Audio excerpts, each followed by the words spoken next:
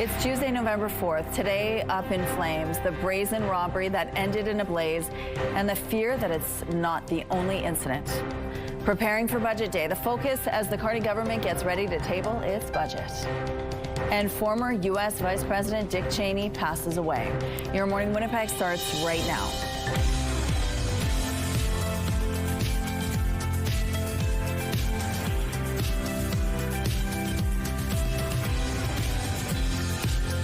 Good morning, Manitoba. Happy Tuesday to you. Thank you so much for joining us here on Your Morning Winnipeg. We have a lot in the next 3 hours to cover, including Ainsley McPhail, who's live with the Canadian Mental Health Association. She's going to talk about some of the different programs and resources they have available. So many people are struggling, and we're heading into that holiday season where they might need a little bit of help. So we're going to talk about some of those resources and programs, and sometimes just going outside for a nice walk, which is what I did last night with that beautiful glow of the moon. It was a gorgeous evening. Gorgeous full moon. Oh my gosh. Mild temperatures, to be sure, and they are going to continue today. That's the good news. The bad news is they won't be lasting tremendously longer, but enjoy them while they last, folks, because it really has been a gorgeous fall. 1 degree currently in Winnipeg, a couple clouds out there lingering. Winds are out of the west-southwest at 10 kilometers per hour. Barometric pressure is on the rise, and the humidity, it's sitting at 63%. So yes, we are going to be dealing with increasing clouds today in southern Manitoba, even though we are going to be dealing with above seasonal values again. You can see quite congested skies, particularly in the south. The north, a smattering, but not as overcast as we're seeing here. As the day progresses, too, you'll see there is a slight chance of some instability hovering around the northeast, about a 30% chance of some rainfall or some mixed precipitation in there. As the day progresses, you start to see that kind of light speckling of disturbances, and then we intensify with that cloud coverage. Winds will be much lighter than what we saw yesterday. That's the good news. The province clears out nicely. Again, this smattering of systems pushing off into the northeast or southeast corner, excuse me. Likely, though, it's going to be a dry day ahead, a dry evening, kicking off into tomorrow. Lots of sunshine on the way, although we really do start to see our temperatures come down from there. I mentioned the end of those above seasonal values. We've got a couple more kicks at the can. 9 degrees will be our high today under those mainly cloudy skies. Overnight temperatures dipping down to -1. Tomorrow we lose a bit more heat to 6. A reminder 2 is what's typical for this time of year. And by the end of this work week, we are back into the minus zones, although we could get some rainfall on Thursday with those above seasonal values.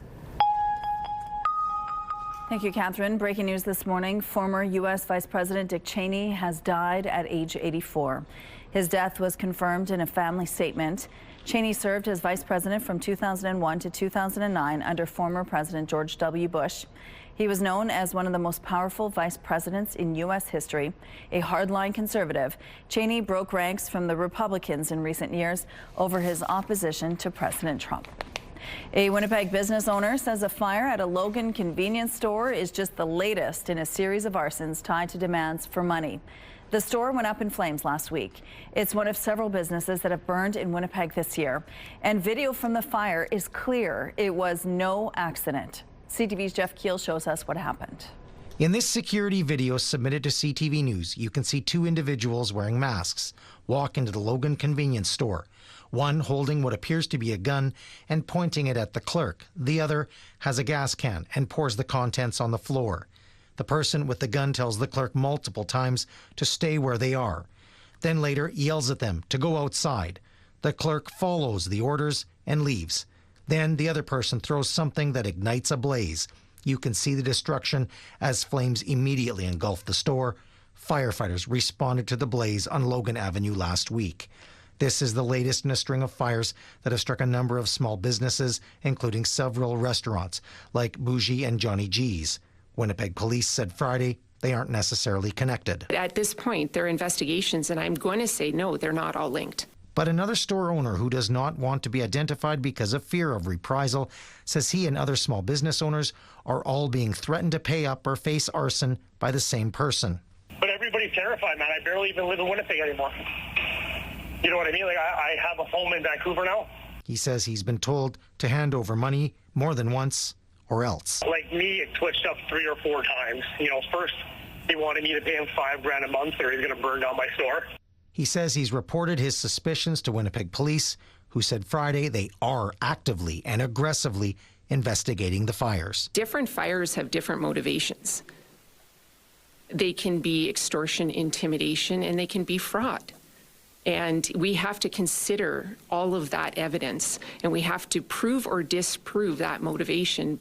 Jeff Keel, CTV News, Winnipeg. Police also said Friday they're optimistic they will have more answers in the near future.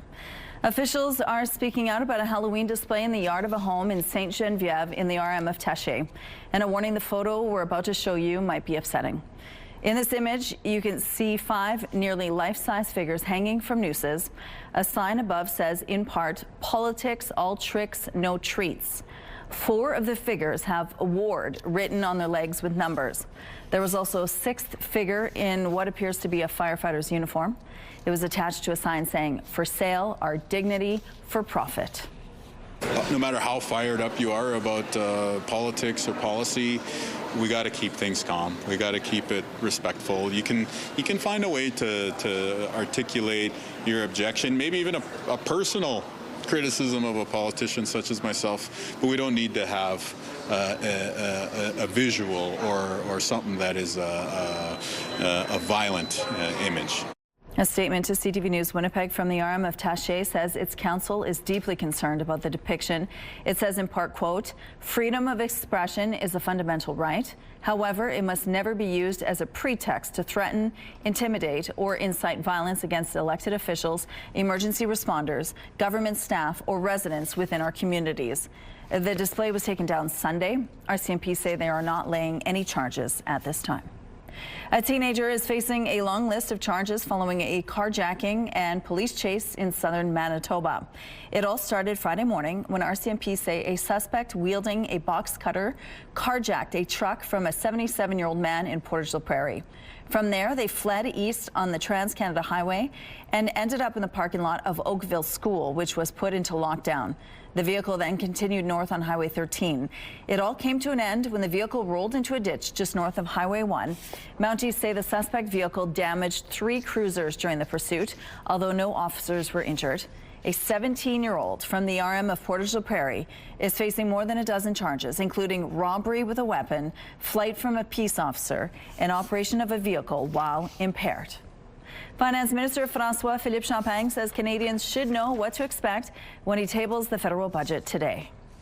Budget. It's a generational shift. Minister Champagne yesterday took part in the pre-budget tradition of buying a new pair of shoes. Heading into budget day, the Liberals have said there will be a focus on investment. This means the deficit should stay high. Prime Minister Mark Carney has also talked about making sacrifices, which suggests spending cuts are coming. I'm hoping that my taxes will be reduced, but do I expect that to happen? No. Anything that would help a retired person would be grateful.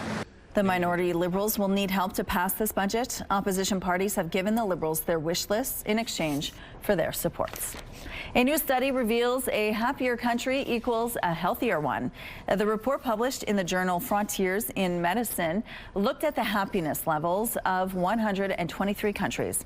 They found countries which invested in well-being services like curbing obesity, alcohol use, and pollution had happier populations, which reduced deaths from chronic or non-communicable diseases. Candy wasn't the only thing that made its way into the bag of one trick-or-treater this Halloween. We were sorting the candy, dumped it all out on the living room floor, and I saw this wedding ring sitting in the midst, and I was really surprised. Simone Hildebrand Thiessen says she went trick-or-treating with her kids in North Kildonan Friday. When they were sorting candy the next morning, she found a men's gold wedding ring in the pile. The Winnipeg mother says she was shocked at first, doubting the ring was real until she felt its weight. She then made a post to the neighborhood Facebook page to try to find the owner. I had lots of comments and shares, and then within a few hours, I had someone message me saying, "I think this is my brother's. He lives on the street just around the corner." And yeah, he had lost his ring the night before. She says the ring was returned to its owner Sunday. Here's a look now at what's happening in traffic along Confusion Corner. Things are moving quite well starting off this Tuesday morning. If you see any problems out on the streets, let us know, please. Let's now go to Ainsley McPhail, who's live at the Canadian Mental Health Association this morning. Hello, Ainsley. Hi, Rochelle. Good morning.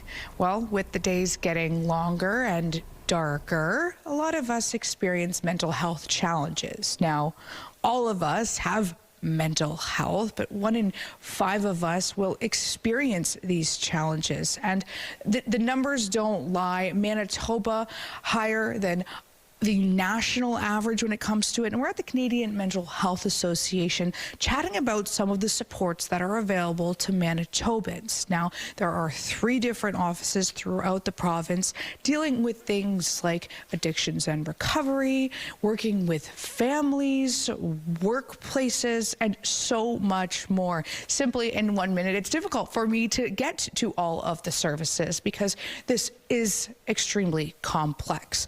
Mental health is, of course, a spectrum, right? It goes from having a blue day to very serious challenges that even our youth are facing. More at 6:44. Okay, thank you, Ainsley. Let's go out to the rooftop now. How's it feeling out there, Catherine? You know, it's a little bit brisk, Rochelle, but considering the time of year, this is downright balmy for 6 a.m. or just after 6 a.m. We're hovering at 0. Winds are much lighter than yesterday out of the southwest at 9 kilometers per hour. It's partly cloudy skies. Pressure falling, humidity sits at 66%. So look for those clouds to intensify during the day through southern Manitoba. Not a ton of sunshine on the way, but another above seasonal day in the cards in terms of our forecast. We're looking at highs of 9 degrees here in Winnipeg. 2 is what's typical, and much of southern Manitoba will be around that mark. Wind staying light as well. To the northwest, lots of sunshine on the way for you. Temperatures a few degrees cooler, but still above seasonal as well, around the 3 degree or 4 degree mark. -2 is more typical. The northeast has a slight chance of some mixed precipitation today, starting as rain, potentially changing off into flurry activity. That's coming later today in the afternoon, about a 30% shot of that. Overnight, skies start to clear out here in Winnipeg. Temperatures dip below freezing. Tomorrow, the sunshine reemerges in Winnipeg with a high of 6. I'm going to emerge back inside, but stay with us. So much more Your Morning Winnipeg still to come. Weather is brought to you by ABC Fire and Safety, your CO2 refill store. Good morning. Police officers stationed at Health Sciences Centre helped make an arrest after only 1 day on the job. Police say an on-duty doctor was assaulted by a patient Sunday morning. Officers who were there for an unrelated matter, along with the new hospital detail, were called in to help security staff. A woman in her 30s is now charged with assault with a weapon. 2 uniformed police officers began patrolling the province's largest hospital Saturday and will offer a 24/7 presence going forward. In an email statement, a spokesperson for Shared Health says any form of assault is unacceptable, and the agency is offering support to the affected physician. The status of a Winnipeg plastic surgery clinic is uncertain after the doctor who runs it was suspended. Now, a woman is considering her next step after prepaying more than $10,000 for treatments. CTV's Joseph Bernacki explains. Well, I'm gobsmacked.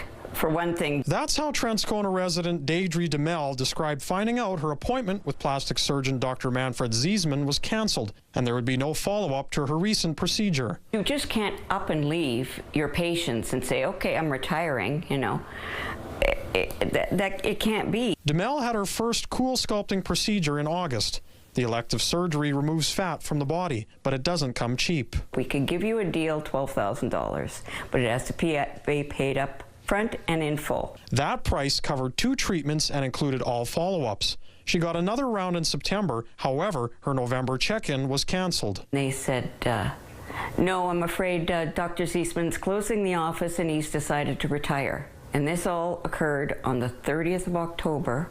The clinic closed on the 31st of October, and he is now retired after 1 day. It's not clear if Ziesman has indeed retired and closed the office. Social media pages for the clinic are still up, but phone calls go straight to voicemail. Thank you for calling Sculptology. Please leave a brief message and phone number, and we will get back to you. Ziesman was first suspended in March for 6 weeks by the College of Physicians and Surgeons of Manitoba after multiple complaints. Again, he was given an interim suspension on October 15th to protect the public while proceedings were ongoing. The college said patients should contact their family doctors for care, but those patients like DeMel, who had services not covered by Manitoba Health, Health will need to identify a new provider themselves. Now Demel is worried about the money she has spent, her patient records, and her health. I'm not pleased. I hope something gets done, but you know, it's the buyer beware. Joseph Bernacki, CTV News, Winnipeg. The College of Physicians and Surgeons of Manitoba says a doctor has to give 90 days notice if they're leaving or closing a practice. But because Dr. Ziesman was suspended, the college says he couldn't practice and therefore the 90 days did not apply. An investigation is underway after a structure at West End Brewery caught fire Saturday night. Emergency crews were called shortly before 8:30 p.m. to a large fire behind Good Neighbor Brewing Company. When they arrived, the flames had stretched to overhead hydro wires and smoke spread to a neighboring apartment building. The blaze was declared under control roughly 45 minutes later. No injuries were reported. Video has surfaced showing a police cruiser hitting an officer and suspect during an arrest in Toronto. A warning, the footage is difficult to watch. This happened on Saturday. The suspect was tasered by an officer. As police move in, that cruiser rolls toward the officer and suspect. No one was behind the wheel at that point. When an officer tries to stop the car jolts forward instead of stopping. One witness says officers were looking for a suspect who allegedly caused damage to a Jeep and police cruiser. Canada is launching a formal dispute against Stellantis for moving its vehicle production out of the country. If you make promises and then walk away, you will be held accountable. Industry Minister Mélanie Joly announced the 30-day dispute resolution process, which will be aimed at recovering taxpayer money and returning production to the facility. Joly says the company must be held accountable for breaking its promises. Last month, Stellantis decided to move production of its Jeep Compass from Brampton to Illinois, which prompted the federal government to threaten legal action. Canada is now capping how many vehicles Stellantis and GM can import tariff-free into Canada. U.S. President Donald Trump says he will not be attending the upcoming U.S. Supreme Court hearings, which will weigh in on the legality of some of his global tariffs. Without tariffs, without our being able to use tariffs freely, openly, and in every way, we would suffer tremendously from a national security standpoint. The national security of our country is at stake. It's the biggest, I think it's one of the biggest decisions in the history of the Supreme Court. Arguments begin on Wednesday. This all stems from a lower court ruling that Trump overstepped his authority when he invoked the International Emergency Economic Powers Act to impose most of his tariffs. That includes the reciprocal tariffs slapped on most countries, as well as the fentanyl-related levies imposed on Canada, Mexico, and China. The ruling won't affect sectoral tariffs that are already in place on Canadian steel, aluminum, cars, and lumber. Traffic is brought to you by Curtis Carpets, Manitoba's flooring experts. Some road closures to remind you about this morning. The eastbound median and left turn storage lane is closed on Bison Drive between Waverley and Pembina. The eastbound curb lane is also closed on Roblin from Wexford to Chalfont. And southbound Watson Street is closed between Jefferson and Kingsbury. If you have any other traffic tips to share, please text them to us at 10400. The Bathfitter Live Eye is brought to you by Bathfitter, your bath and shower experts for more than 40 years. Skies are beginning to cloud over out there in Winnipeg and throughout much of southern Manitoba. 0 degrees as we kick off this Tuesday. Southwesterly winds are light this hour. Pressure is falling. Humidity sits at 66%. Yes, another above seasonal day to look forward to, as evidenced by our decently warm temperatures. We've made it to the freezing mark, as has Kenora, but areas further to the west still struggling to make it there. -3 in Brandon this hour, as same goes for Dauphin, -1 in Swan River.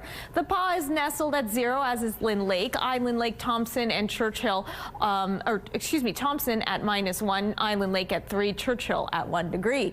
My eyes were deceiving me there. Okay, so we see a little bit of cloud coverage building up here in southern Manitoba.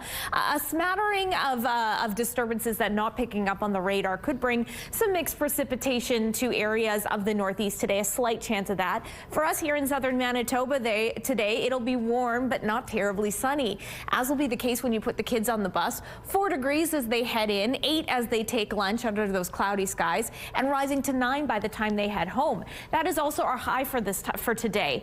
A typical seasonal high today is more like 2 2 degrees. On that standpoint, we're doing very well in terms of our heat.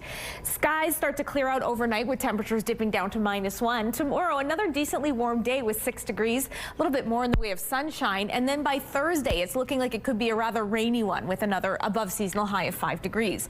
Jonathan snapped this lovely rainbow in Peguis First Nation, peeking out over those golden trees. Amazing shot, Jonathan. Thanks for submitting. And keep your weather pictures coming to Winnipeg Weather at ctv.ca.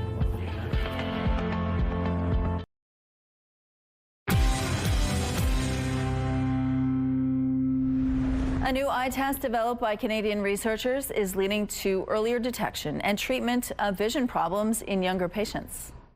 We're using a test called the WAPDAT, which is a test where the child has to point to the odd one out of 4 images. We start large and we gradually get smaller, so that this is equivalent to the letter test that an adult would be asked to read when they're at the optometrist. The test developed by researchers at the University of Waterloo allows for more precision with children ages 18 to 36 months.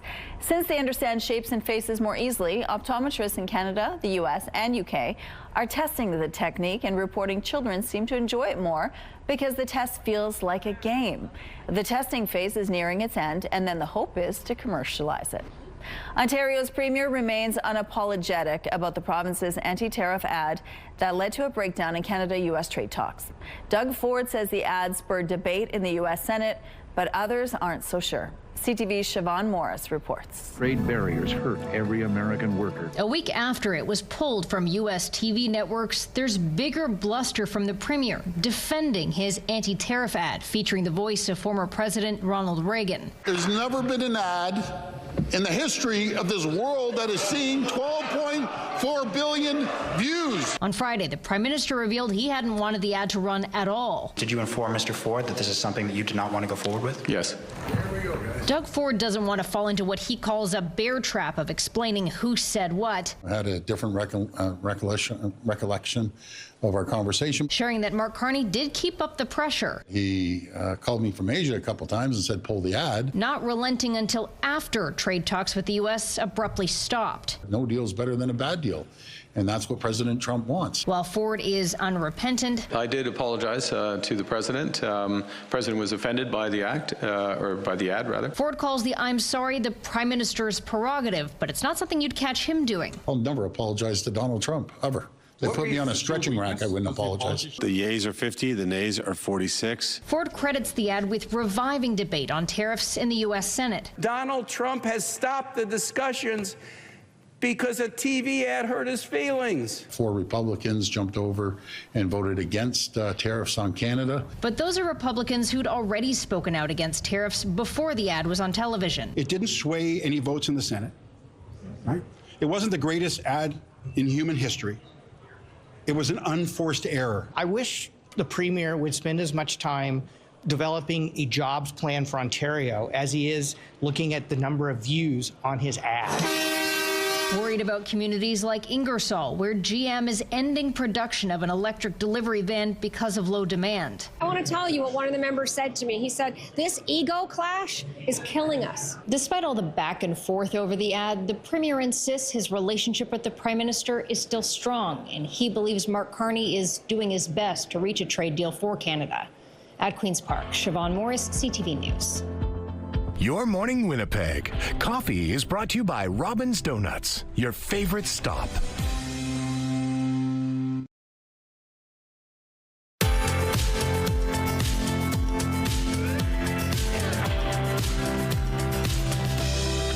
Shaping up to be a bit of a cloudy one out there, but the temperatures will be decent. 0 this hour. Winds are light out of the southwest at 9 kilometers per hour. Pressure's rising falling, excuse me. Humidity sits at 66%. So yes, much like yesterday, we're in store from above seasonal temperatures. Unlike yesterday, that sunshine's going to be in short supply. You can see we're starting off with a good amount of cloud coverage to kick off the day, a little bit sparser in areas to the north of us. Meanwhile, our temperatures above seasonal once again. 2 -2 is what's typical. We're much past that today, likely getting up to about 9 degrees. The good news is we lose those very strong winds from yesterday. They've shifted slightly and eased out of the southwest at 10 kilometers per hour with those mostly cloudy skies. Those clouds start to dissipate overnight, temperatures dipping below freezing, and those winds easing and shifting as well. Into tomorrow, a sunny, gorgeous day, slightly cooler than what we're seeing today, a high of 6, and with those westerly winds returning. From there, though, we really start to see the mercury fall off. We have another Alberta clipper, likely bringing some rainfall overnight into Thursday and then tapering off by Friday, a high there of 5. And then by Friday, even though we get that sunshine back, we're below freezing and below seasonal. -2 degrees is what we're looking at. Saturday, we have our first day of the weekend under the clouds with another high of -2, and it cools off even further from there on Sunday under a mix of sun and cloud with a high of -5. Manitoba Premier Wab Kinew is denouncing a Supreme Court of Canada ruling on child pornography. This is like one of the worst things that anyone can do. Not only should go to prison for a long time, they should bury you under the prison. The High Court ruled the 1-year mandatory minimum jail sentence for accessing or possessing child pornography is unconstitutional. In a 5-4 decision, the court says the minimum sentence removes a judge's discretion to impose sentences other than imprisonment when appropriate. Opposition leader Pierre Poilievre, Alberta Premier Danielle Smith, and Ontario Premier Doug Ford have all demanded Ottawa overrule the decision. Wab Kinew says he stands with them, calling the ruling disgusting. The governing NDP says it's willing to make a deal with the PCs to get the drug detention bill passed, but Families Minister Nehani Fontaine says the opposition is rejecting its offer. Bill 48, now before the legislature, would allow for people on drugs such as meth to be detained for up to 72 hours. Manitoba's opposition Progressive Conservatives have proposed several amendments, including a ban on having such centres within 500 meters of schools, parks, and care homes. Fontaine says she offered to add an amendment requiring an annual report sharing data on numbers of people detained and what services were offered to people upon release, but she says the PCs said no. I take exception to people in this chamber who are elected to do what's in the best interest of Manitobans. This isn't a game. Opposition leader Abi Khan says this is a serious bill, and he doesn't believe it should be pushed through until it's done right. The PCs say all of its amendments should be considered in the legislature and voted on. Registration for the Salvation Army's Toy Mountain kicked off Monday morning, and the Christmas Cheer Board starts taking calls for hampers today. CTV's Daniel Homerson has more on the growing demand for help over the holidays. From pallets of food to piles of presents, the Christmas Cheer Board is ramping up for the season of giving. We've been preparing for the last month and a half to get the space up and running for the holiday season. Next thing you know, we'll be opening our doors and opening our phone lines. According to a Food Banks Canada report, Manitobans made nearly 65,000 trips to food banks in March alone, a number that's jumped up 17% since last year. That could mean another record-breaking campaign for the Cheer Board, who dished out more than 21,000 hampers in 2024. On a day-to-day, we're going to receive probably between 500 and 600 hamper applications, and you multiply that over the course of around 32 days, it becomes pretty significant. Phone lines to apply for a hamper open Tuesday morning, and Executive Director Shauna Bell says seniors who live alone, newcomer families, and parents who just need a little help over the holidays top the list of applicants. There's no formula behind who's in need, but it's just an opportunity for us to be able to help them out and give them a little bit of a lift up at what can be a really challenging time of the year. The Cheer Board's not the only organization rolling into the holidays. Registration for the Salvation Army's Toy Mountain launched Monday. You don't have to be faced with these impossible choices. Is it pay rent or buy Christmas gifts? We can help you at least with a little bit of some of those things. Every year, the organization collects new and unwrapped toys so every kid has a gift to open. The parents are so grateful to be able to have that experience and to take those things home and wrap them for their kids just like any other parent would. And the not-for-profit is also planning for a very busy Christmas dinner at its Center of Hope. This year is going to be taking place on December 18th. There will be several different seatings throughout the evening, and we're expecting to feed 2,000 people this year, which is about 500 more than last year. Daniel Halmerson, CTV News, Winnipeg. You can apply for a Christmas Cheer Board hamper hamper by dialing the number on your screen starting this morning. You'll need your Manitoba health card number when you call. Details on how you can donate or volunteer can be found at christmascheerboard.ca. To register for the Salvation Army's Toy Mountain, visit pdh.link2feed.ca or call 204-946-9491. The organization is kicking off collection season at this year's Santa Claus Parade. They'll have donation bins set up around the city. The province's newest RCMP detachment is officially open to the public. The force says the detachment on Bronstone Drive in Niverville opened Monday morning. The 3,000 square foot facility boasts a staff of 4 officers and 1 public service employee. It's open for general inquiries and special occasion licenses on weekdays and will offer criminal record and vulnerable sector checks on Tuesdays, Wednesdays, and Thursdays. Winnipeggers are jumping at the chance to get their hands on a free radon testing kit. Friday, the city announced public libraries would now be offering take-home radon screening kits, which can be checked out for up to 3 weeks, just like a book. The city has 130 such kits, and a spokesperson tells us nearly 1,500 people have already signed up. They're trying to fill the request as quickly as possible, but as an alternative, people can also purchase a single-use 90-day radon test from the Manitoba Lung Association. Here's a look now at what's going on Portage Avenue at Polo Park. Looks like things are moving quite well to start off this morning. No issues to tell you about at this point. Let's look now at your gas prices. The Canadian average is $1.33. The provincial average is lower at $1.26. In Winnipeg, the average is also $1.26. And the lowest price in the city is $1.16. All this info is on GasBuddy.com. The Price at the Pump is brought to you by the Kidney Foundation. Help by donating your card today. Coming up, we're live at the Canadian Mental Health Association, giving you all the information on the resources and programs you need if you're struggling right now. Stay with us.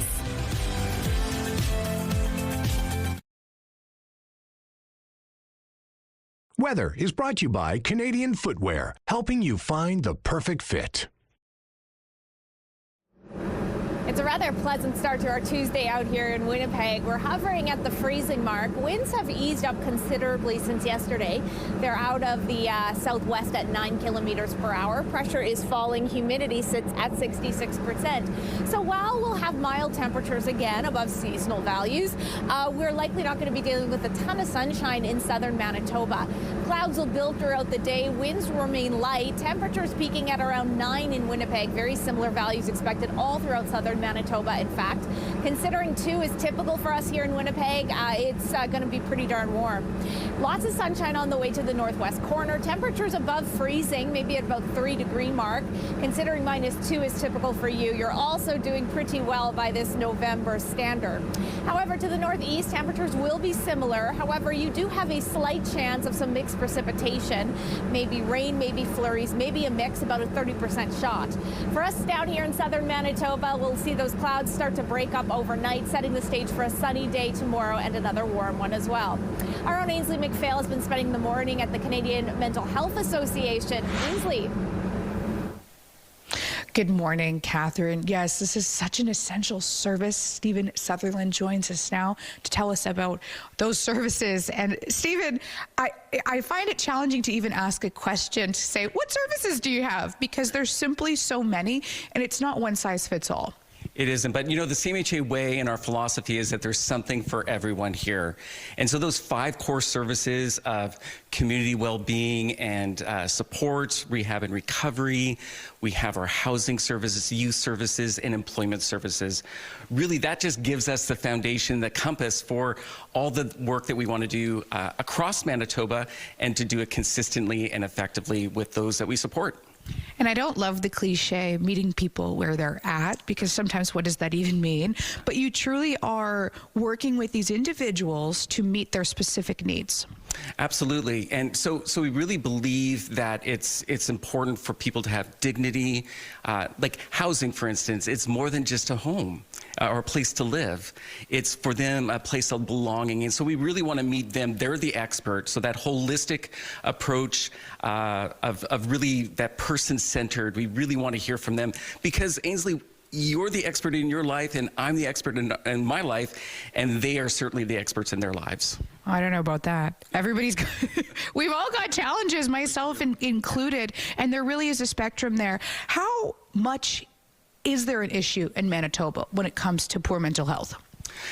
Yeah, I wish we could report that it's getting better, and unfortunately, with our youth in particular, it's getting worse. You know, we see greater levels of anxiety, depression, disengagement, and so we're really concerned about that. And so we're responding to all of those needs, and it is a lot. There is a lot to be done.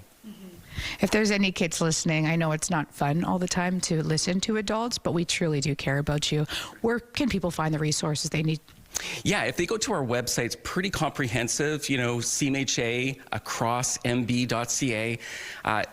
We're CMHA across Manitoba, and so being able to look at your region of the province, and you'll get connected to the nearest and closest CMHA. And you guys at home, you're not alone. They get thousands and thousands of clicks annually. Head to a link on our website for more details as well. Your Morning Winnipeg continues.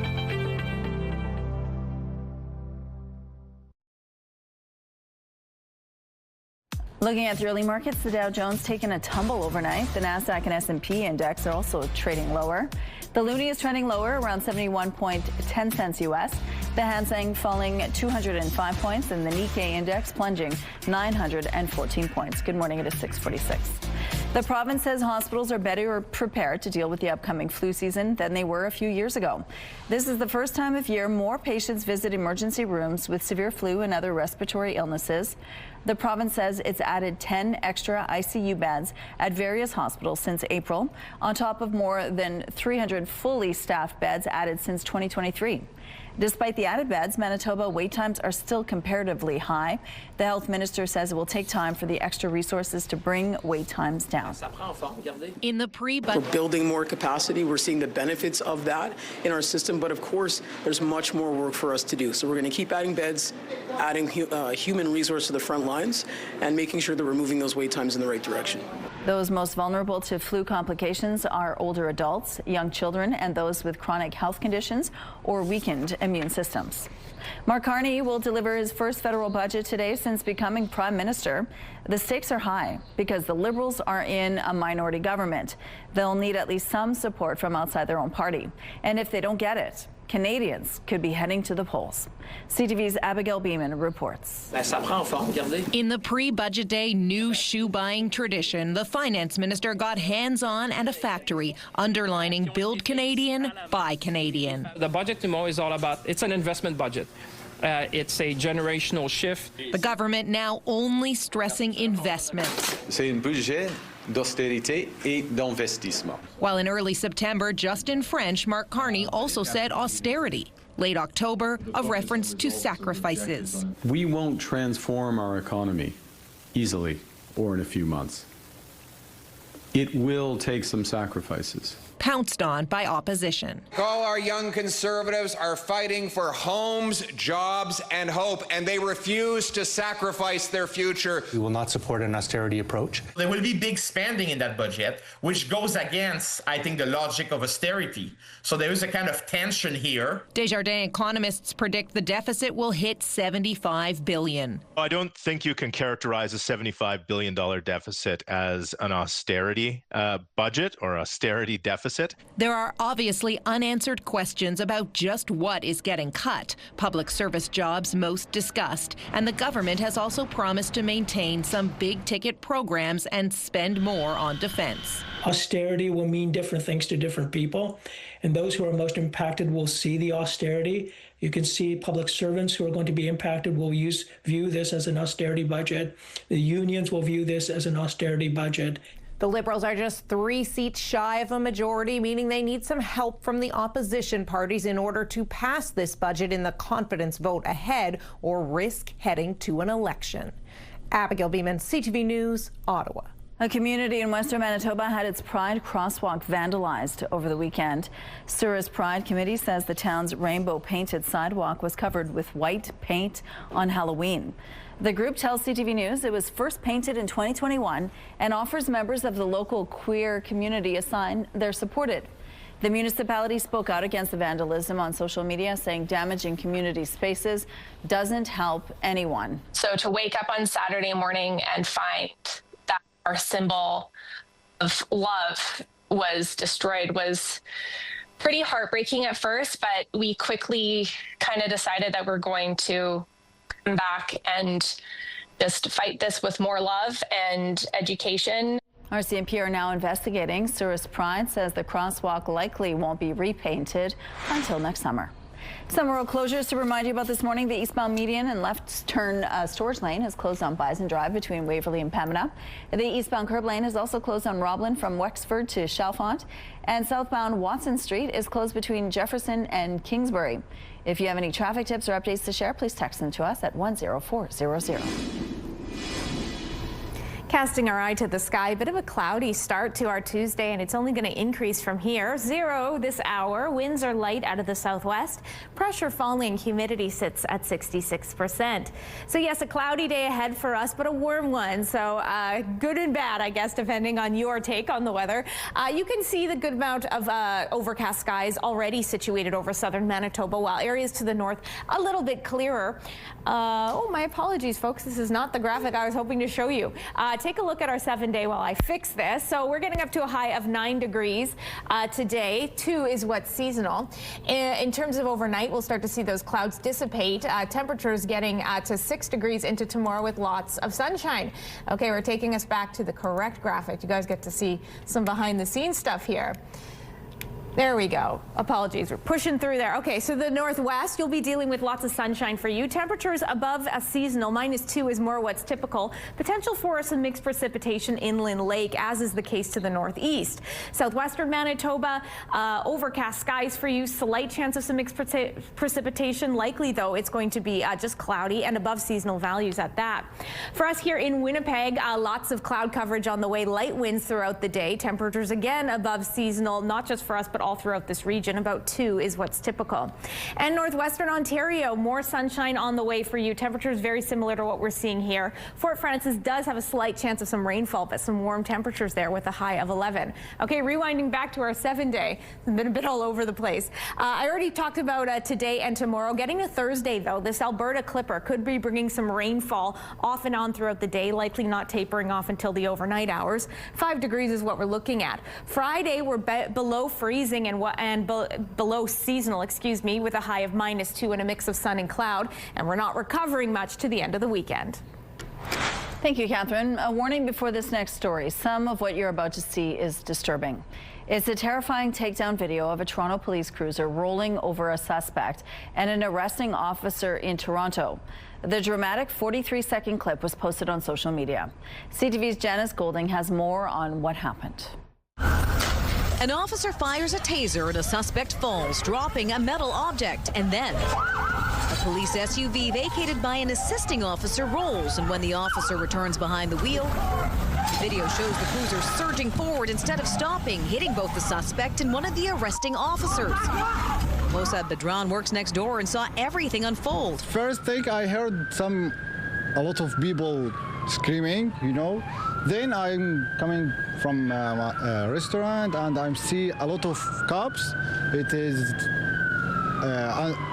follow the girl, have 2 knives. Badran says an armed woman was walking around the parking lot damaging a Jeep along with a police vehicle. He's just damaged the cars. I don't know why. Melissa says police were actively looking for the suspect around 4 Saturday afternoon. 2 police officers came in basically asking me and my coworker if we seen a lady that was vandalizing cars. And then about 15 minutes later, go look outside the parking lot and then I see the cruiser, the cop cruiser kind of rolling away. And I see a bunch of cops trying to run and kind of stop it. So I'm thinking the lady got in and took it, but she was really under the cruiser. Police say paramedics assessed both the suspect and the officer, and both were medically cleared, although the woman was taken to hospital for further assessment. Police adding, we are actively reviewing the circumstances and are grateful there were no serious injuries during this dynamic incident. No one seriously injured, but still not something these people who work at the Jane Park Plaza will soon forget. We were busy, so that's time, so I don't know what happened, but I just saw the video. Oh my God, it's so damaged. That was very, very shocking for me. A cop is in front of the car and then cop get down and holding the accused or whoever it is. And then car is coming on all of them. That was The SIU tells us they were not notified about this incident, likely because the suspect's injuries were not considered serious enough to alert Ontario's police watchdog. Janice Golding, CTV News. A new study out of St. Michael's Hospital in Ontario looks at the implications of having a doctor who is more than 30 kilometers away. CTV's Pauline Chan has the details. Dr. Archana Gupta's study grew out of her own experiences as a family physician when she noticed many patients had to travel long distances to see her. For some of them, it was that they had been with the clinic for a long time, but for many of them, it was, I moved during COVID and I've not been able to find anyone locally. And so having someone far away is better than having no one at all. In a study that's the first of its kind, she looked at just under 10 million Ontarians. This included all Ontarians that are rostered to a family physician through one of the primary care enrollment models. Meaning Ontarians without a family doctor and even those living in rural settings beyond urban and suburban areas were not included. Researchers found about 13% of patients live more than 30 kilometers from their primary care team. What we found is that when patients live farther away from their family physician or their primary care team, they have more emergency department use, particularly for non-urgent reasons. Continuity of care also suffers with less primary care visits when the doctor is further away. And they have less preventative care screening for colon cancer, breast cancer, and cervical cancer screening. She says ideally the system would work like schools, so if a family moves, they're immediately transferred to the new school in their area. Ontario's Primary Care Act that was passed in 2025 is a great opportunity for us to think about how we can revolutionize primary care kind of in the next 4 years. She says transferring families to closer primary health care and making sure more physicians are placed in underserved areas will ensure earlier diagnoses and better continuity of care. Pauline Chan, CTV News. We're going to take a break here. We'll be back after this with your 7 o'clock headlines. Stay with us.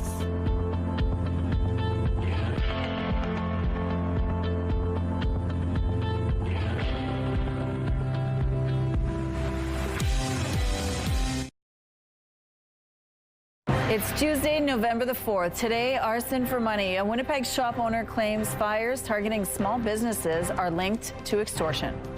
Plus, Dick Cheney remembered. The former U.S. Vice President has died at 84, known for his influence and controversy in Washington. And Halloween ring mystery. Trick or treat turns into a treasure hunt after a gold wedding ring lands in a candy bag. Your Morning Winnipeg starts right now.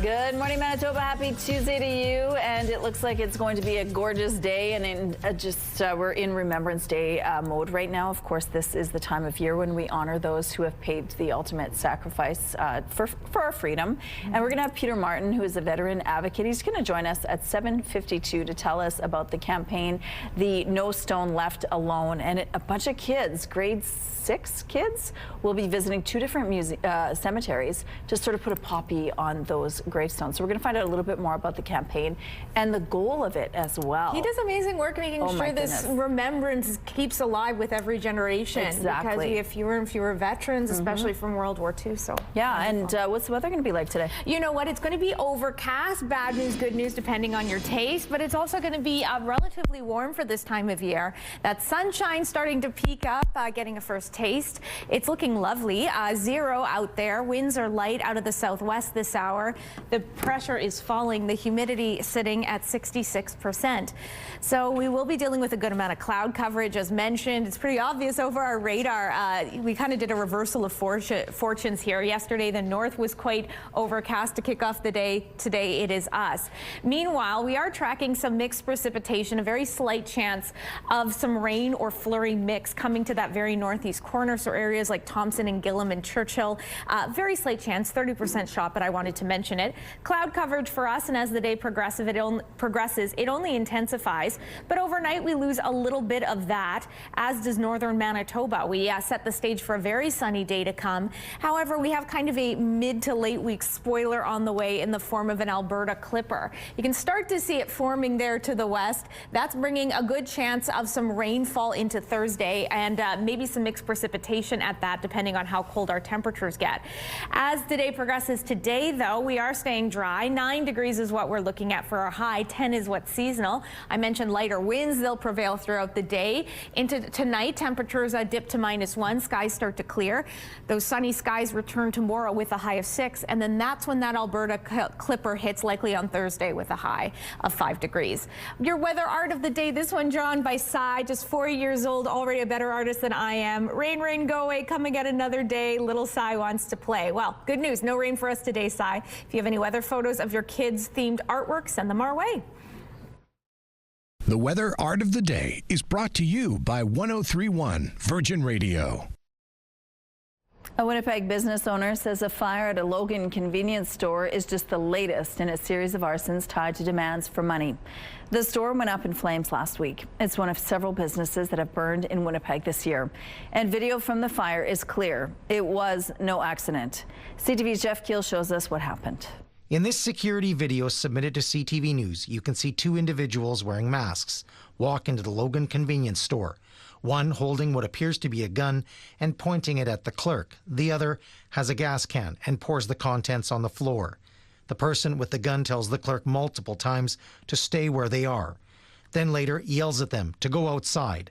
The clerk follows the orders and leaves. Then the other person throws something that ignites a blaze. You can see the destruction as flames immediately engulf the store. Firefighters responded to the blaze on Logan Avenue last week. This is the latest in a string of fires that have struck a number of small businesses, including several restaurants like Bougie and Johnny G's. Winnipeg police said Friday they aren't necessarily connected. At this point, they're investigations, and I'm going to say no, they're not all linked. But another store owner who does not want to be identified because of fear of reprisal says he and other small business owners are all being threatened to pay up or face arson by the same person. But everybody's terrified, man. I barely even live in Winnipeg anymore. You know what I mean? Like, I have a home in Vancouver now. He says he's been told to hand over money more than once or else. Like me, it switched up 3 or 4 times. You know, first they wanted me to pay him $5,000 a month or he's going to burn down my store. He says he's reported his suspicions to Winnipeg police, who said Friday they are actively and aggressively investigating the fires. Different fires have different motivations. They can be extortion, intimidation, and they can be fraud. And we have to consider all of that evidence, and we have to prove or disprove that motivation. Jeff Keel, CTV News, Winnipeg. Police also said Friday they're optimistic they will have more answers in the near future. Police officers stationed at Health Sciences Center helped make an arrest after only 1 day on the job. Police say a non-duty doctor was assaulted by a patient Sunday morning. Officers who were there for an unrelated matter, along with the new hospital detail, were called in to help security staff. A woman in her 30s is now charged with assault with a weapon. 2 uniformed police officers began patrolling the province's largest hospital Saturday and will offer a 24/7 presence going forward. In an email statement, a spokesperson for Shared Health says any form of assault is unacceptable, and the agency is offering support to the affected physician. Former U.S. Vice President Dick Cheney has died at age 84. Cheney spent almost 40 years in Washington. He served as White House Chief of Staff for Gerald Ford and Defense Secretary for George H.W. Bush. From 2001 to 2009, he was Vice President under former President George W. Bush. He also represented Wyoming in Congress from 1979 to 1989. Cheney was known as one of the most powerful vice presidents in U.S. history. In a statement, the Cheney family says he died due to complications of pneumonia and cardiac and vascular disease. Nova Scotia is reporting a rise in the number of COVID-19 cases. We know in October, we were seeing about 100 cases of COVID-19 a week and just a handful of flu cases. Health officials say the rise comes as the provinces approach that time of year when the number of cold and flu cases begin to increase. The province is reminding people to get vaccinated. Since October 15th, more than 50,000 people in Nova Scotia have gotten their flu shots, and more than 400,000 people received a COVID-19 shot. New Brunswick is also reporting solid numbers for vaccinations. Candy wasn't the only thing that made its way into the bag of one trick-or-treater this Halloween. We were sorting the candy, dumped it all out on the living room floor, and I saw this wedding ring sitting in the midst, and I was really surprised. Simone Hildebrand Thiessen says she went trick-or-treating with her kids in North Kildonan Friday. When they were sorting candy the next morning, she found a men's gold wedding ring in the pile. The Winnipeg mother says she was shocked at first, doubting the ring was real until she felt its weight. She then made a post to the neighborhood Facebook page to try to find the owner. I had lots of comments and shares, and then within a few hours, I had someone message me saying, I think this is my brother's. He lives on the street just around the corner, and yeah, he had lost his ring the night before. She says the ring was returned to its owner Sunday. Taking a look at the current traffic situation now along Kenniston and Sterling Line. It looks like things aren't moving well to start off this Tuesday. No issues to tell you about at this point in the drive. Weather is brought to you by Garage Masters, your complete garage specialists. The federal budget comes down today. It is expected to be a mix of cuts and spending. Prime Minister Mark Carney likely running a deficit of about $70 billion to try and stimulate the economy that has been strained by the tariff war with the U.S. At the same time, departments are expected to be told to rein in spending, and layoffs are likely. Palantir Technologies shares fell in pre-market trading on today, taking a breather after rallying more than 170% this year. The data analysis software company raised its full-year forecast and reported third-quarter results that beat expectations. While analysts are broadly positive on the report, they flag concerns over the stock's premium valuation. Palantir, along with NVIDIA, are the focus of Michael Burry. He is the man who predicted the massive housing market crash in 2008 and was featured in the book and movie The Big Short. He has placed what's known as put options on the two tech giants. They are contracts where his Scion investments profit if their share prices fall. Starbucks is selling a majority stake in its China operations to local alternative asset manager Boyu Capital for $4 billion US. The two will form a joint venture to run the coffee giant's stores on the Chinese mainland. The deal marks a major strategic reversal for Starbucks in its second largest market, moving away from a fully company-owned model to combat flagging sales and fierce local competition. The new Shanghai-based venture will manage Starbucks' 8,000 existing stores on the Chinese mainland and plans to eventually expand the network to 20,000. Those are your morning business headlines. For BNN Bloomberg, I'm Roger Peterson. Let's go now to Ainsley McPhail, who's live at the Canadian Mental Health Association this morning. Hi, Ainsley. Hi, Rochelle. Good morning. So many of us struggling with our mental health. 1 in 5 who were reporting poor or fair mental health, where all of us have mental health, and here at the Canadian Mental Health Association, they want to make it accessible and quality for Manitobans, which is above the national average. So this spans many programs and services, including addictions and recovery. They work with families. We talked earlier with Mr. Sutherland about workplaces and creating that culture of kindness and the fundamental right of psychological wellness as well. So, Rochelle, throughout the morning, we'll be chatting about how people at home can access these resources, especially for the youth, too, because so many of them are battling through this. Absolutely. Resources coming up. Okay, thank you, Ainsley. Let's go to the rooftop now. Sometimes just being outside and having some fresh air can help boost your mood. How's it feeling there? Yeah, absolutely, Rochelle. If it's not, January conditions, that doesn't help my mood. But what we've got today, definitely a nice breath of fresh air. Some above seasonal values works well for me. Currently, it is is -1 degree out here. A little bit of cloud coverage. The sun's starting to peek up. Winds are light out of the south-southwest. Pressure is falling. Humidity at 72%. So not until the sunshine on the way to southern Manitoba. Overcast skies, light winds throughout the day, but as mentioned, above seasonal values. For us in Winnipeg, that's 9. 2 is more what's typical, so not too shabby at all. To the north, a good amount of sunshine in areas in the northwest, like the Pas and Flin Flon. Temperatures there are staying above freezing, about 3 or 4 degrees for your highs. Considering -2 is typical, you're also doing very well in terms of your heat. There is a slight chance of some mixed precipitation in the northeast. That's areas like Thompson, Churchill, Gillam. About a 30% shot as Environment and Climate Change Canada pegs it. However, likely cloudy skies for you and above seasonal values. Overnight tonight, skies clear out here in Winnipeg with temperatures dipping below freezing. Tomorrow, lots of sunshine on the way to southern Manitoba. For us here in Winnipeg, another above seasonal high of 6.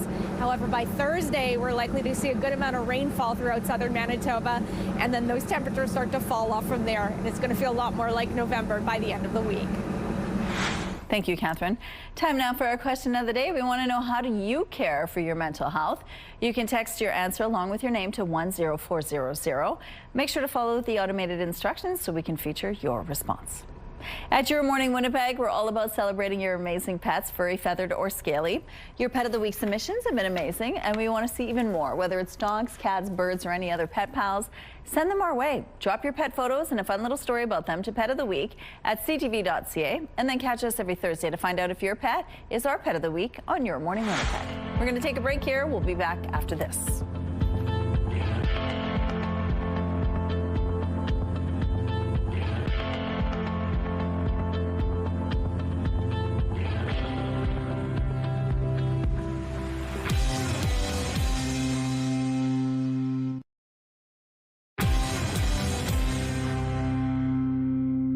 Good morning. A teenager is facing a long list of charges following a carjacking and police chase in southern Manitoba. It all started Friday morning when RCMP say a suspect wielding a box cutter carjacked a truck from a 77-year-old man in Portersville Prairie. From there, they fled east on the Trans-Canada Highway and ended up in the parking lot of Oakville School, which was put into lockdown. The vehicle then continued north on Highway 13. It all came to an end when the vehicle rolled into a ditch just north of Highway 1. Mounties say the suspect vehicle damaged 3 cruisers during the pursuit, although no officers were injured. A 17-year-old from the RM of Portersville Prairie is facing more than a dozen charges, including robbery with a weapon, flight from a peace officer, and operation of a vehicle while impaired. Prince Harry will be in Canada this week for a series of events ahead of Remembrance Day. Harry's office confirms he'll be in Toronto at the invitation of the True Patriot Love Foundation, which supports members of the military veterans and their families. The Duke of Sussex will be in the city on Wednesday and Thursday. The Manitoba Baseball Hall of Fame is out with its list of this year's inductees. Baseball is a very passionate sport in our province, has been for many years, and we like to honor our past and ensure our future by recognizing people who've contributed to the sport over the years. The Hall of Fame recognizes Manitobans who have advanced the sport in our province. This year's class includes 7 individuals. Their names are there on your screen. Many are accomplished baseball players who moved on to coaching, such as Brandon's Nate Andrews or Daryl McElroy from Darlingford, or were passionate lifelong volunteers, such as Lorna Robertson from Hamiota, whose service dates back 70 years. Team inductees this year include the Winnipeg South Chiefs AAA Pee Wee Bantam team, who posted an astounding 63-0 record between 2008 and 2010. And going back a little further, the 1973 Western Manitoba Junior All-Stars are being inducted for their silver medal performance at the Canada Summer Games. The class of 2025 will officially be inducted at a banquet in Morden in June. Tickets are available online. Here's a look at what's happening now in traffic along Osborne Street. It looks like things are moving quite well over here. No issues to tell you about at this point in the drive. Let's look at some entertainment news now. Tributes are pouring in for 3-time Oscar nominee Diane Ladd, who died Monday in California. Well, honey, I sure would hate to have breakfast with you every morning of my life. Ladd had a long career on stage and TV before her Oscar-nominated role in Alice Doesn't Live Here Anymore. She earned another Best Supporting nod for Wild at Heart in 1990. A year later, Ladd and Laura Dern became the only mother-daughter duo to receive Oscar nominations for the same film for Rambling Rose. In a statement, Dern wrote, "We were blessed to have her. She's flying with her angels now." Diane Ladd was 89. Veteran blues rockers George Thorogood and the Destroyers are coming to play at the Burton Cummings Theatre.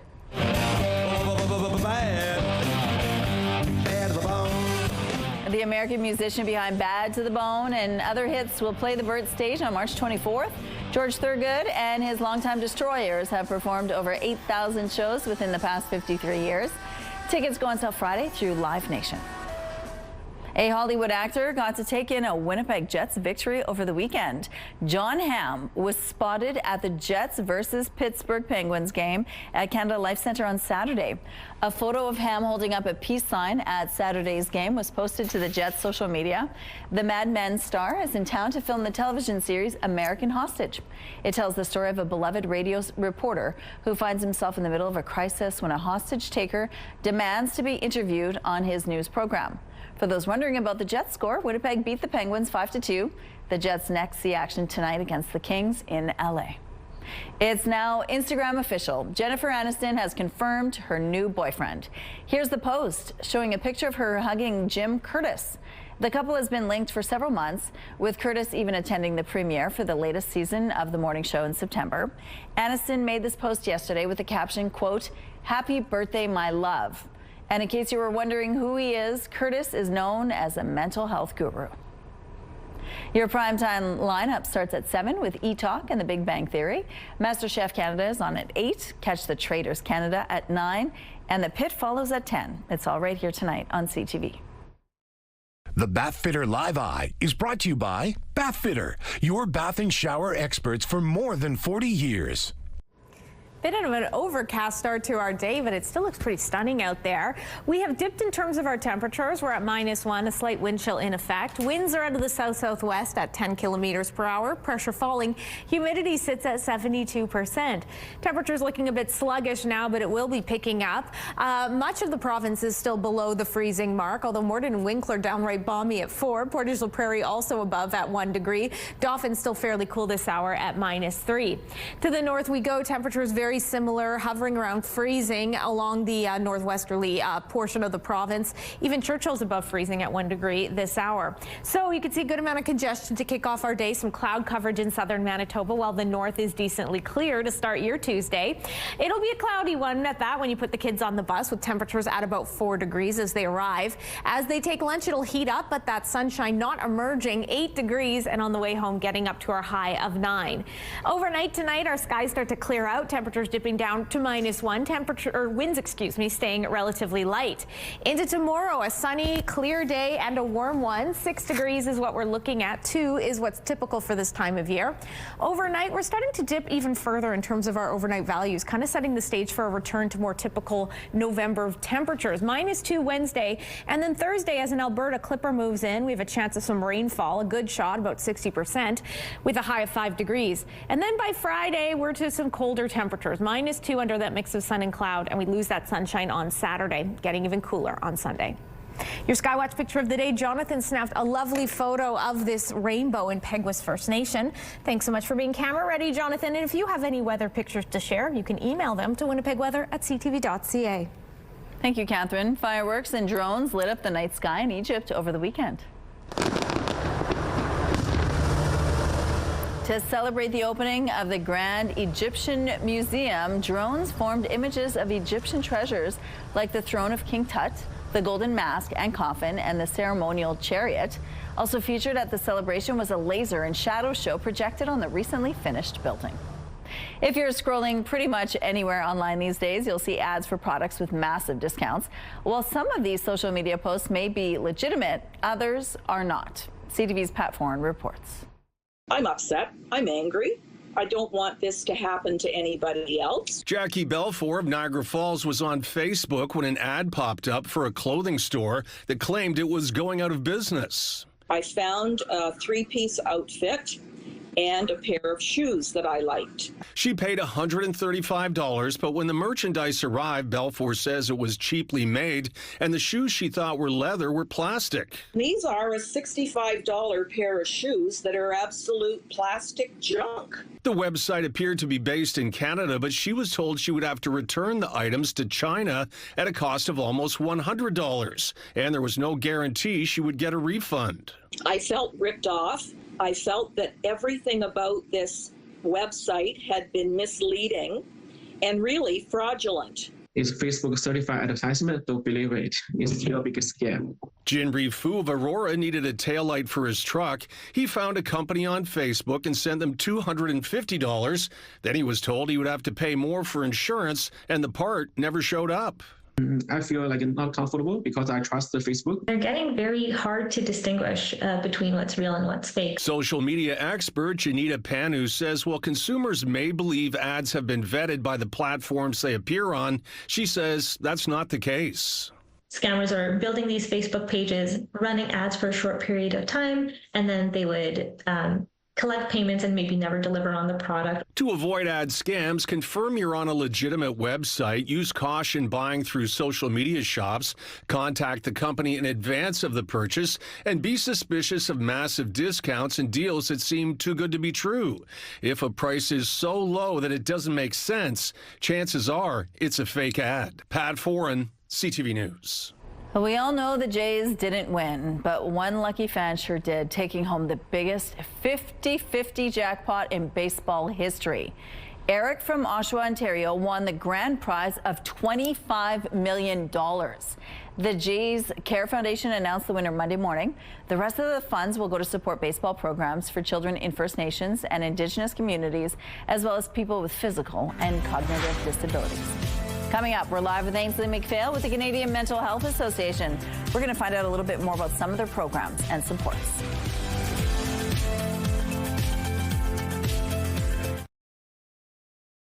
We're talking about the Canadian Mental Health Association this morning with our Ainsley McPhail and some of the recovery services that they provide. Good morning. Good morning, Rochelle. And we can't talk about mental health without talking about recovery, especially given the challenges we're facing in this province. Natalie Rich joins us now to talk all about what is available here in the province and within the city. So there is a lot. Please explain. Well, thank you for that. Here at the Canadian Mental Health Association, Manitoba and Winnipeg, we believe strongly in offering accessible services and supports to individuals. Here at the Canadian Mental Health Association, there's something for everyone. One of the programs that I would love to talk to you about is the Rehabilitation and Recovery Service. We have a program here that is available to individuals 18 and over, and it focuses on supporting individuals to develop the critical skills and resources needed to acquire goals that they have. Some goals might look like returning to work or housing or acquiring a social goal or education. The staff here at CMHA in the Rehabilitation and Recovery Service program support individuals one-to-one. To work alongside to create a goal, and they are a very dedicated group. They're very passionate. They support people in community, in person, online, virtually. Yeah.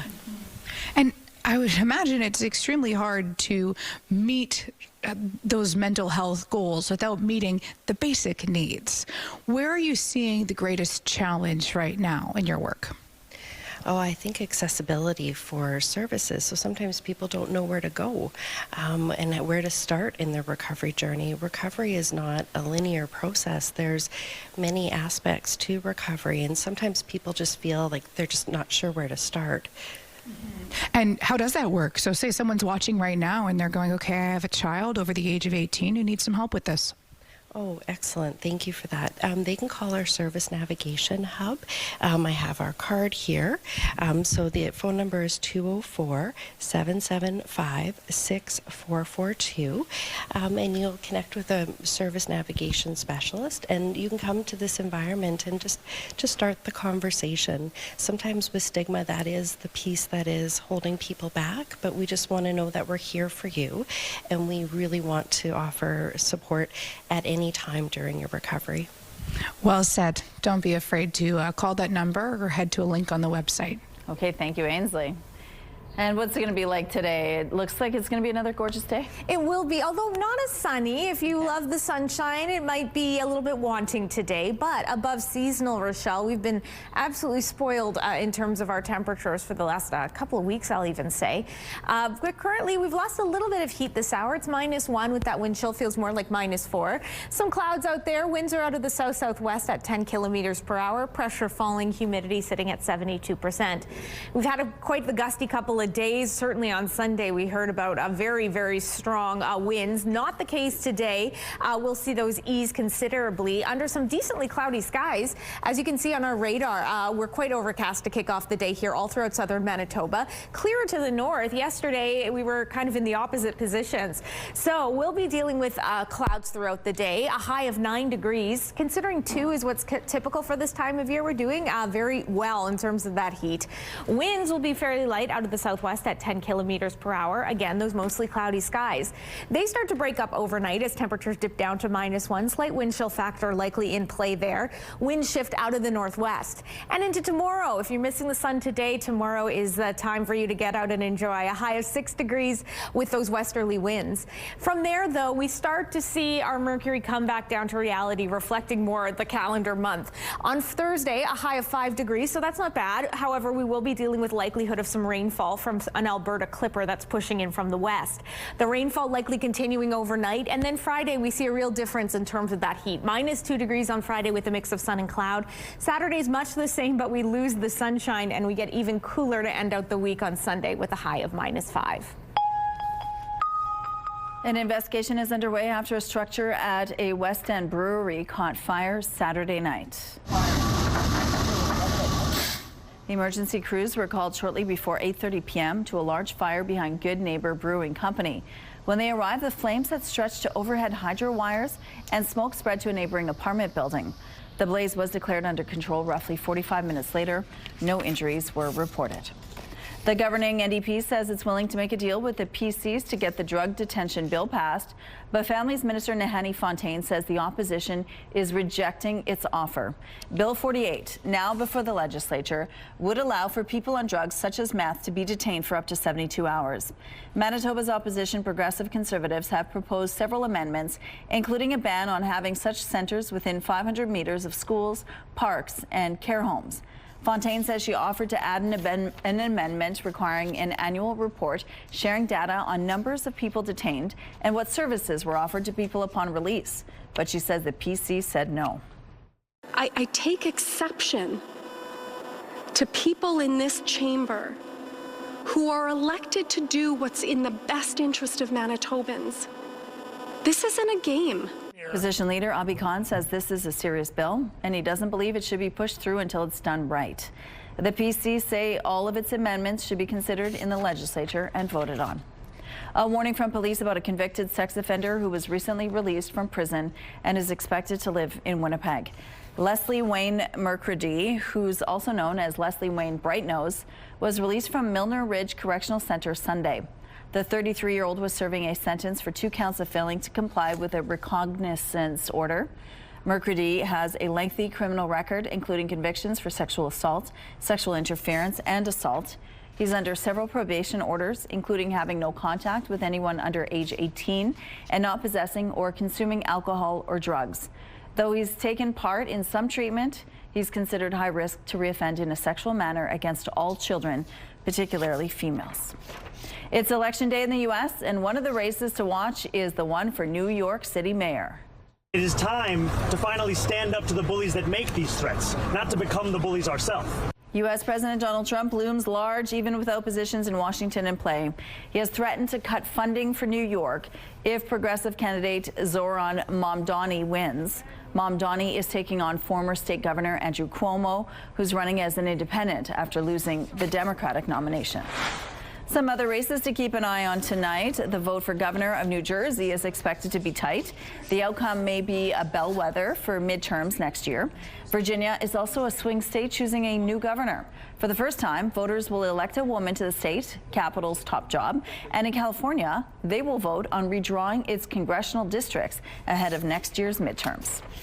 Microsoft has patched a long-standing bug. For decades, users would click update and shut down on their computers only to have them restart. The bug affected computers running Windows 10 and 11. Microsoft has never acknowledged this problem before issuing the update. Australia has opened a new national park for koalas. The park sits south of Sydney as a place of refuge for Australia's biggest koala population. Right now, it's about 900 hectares in size, with plans to almost double its space. That extra space will be essential to helping koalas in the area stay healthy. Some road closures to remind you about this morning. The eastbound median and left turn storage lane is closed on Bison Drive between Waverley and Pembina.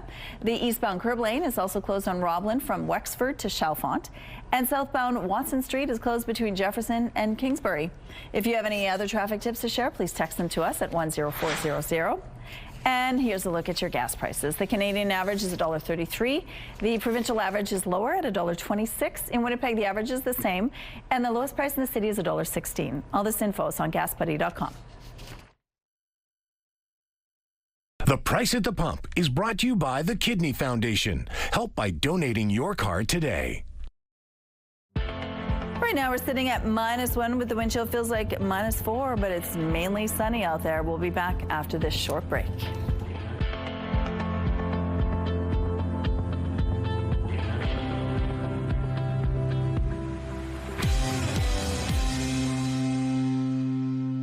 Your Morning Winnipeg. Coffee is brought to you by Robin's Donuts, your favorite stop.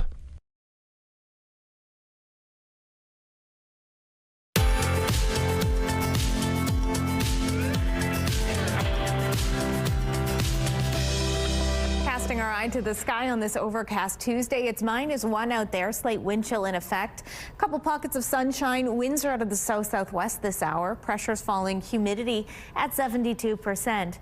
We'll be dealing with not a ton in the way of sunshine today in southern Manitoba, as is evidenced by our radar. Overcast skies to kick off the day while the north is decently clear.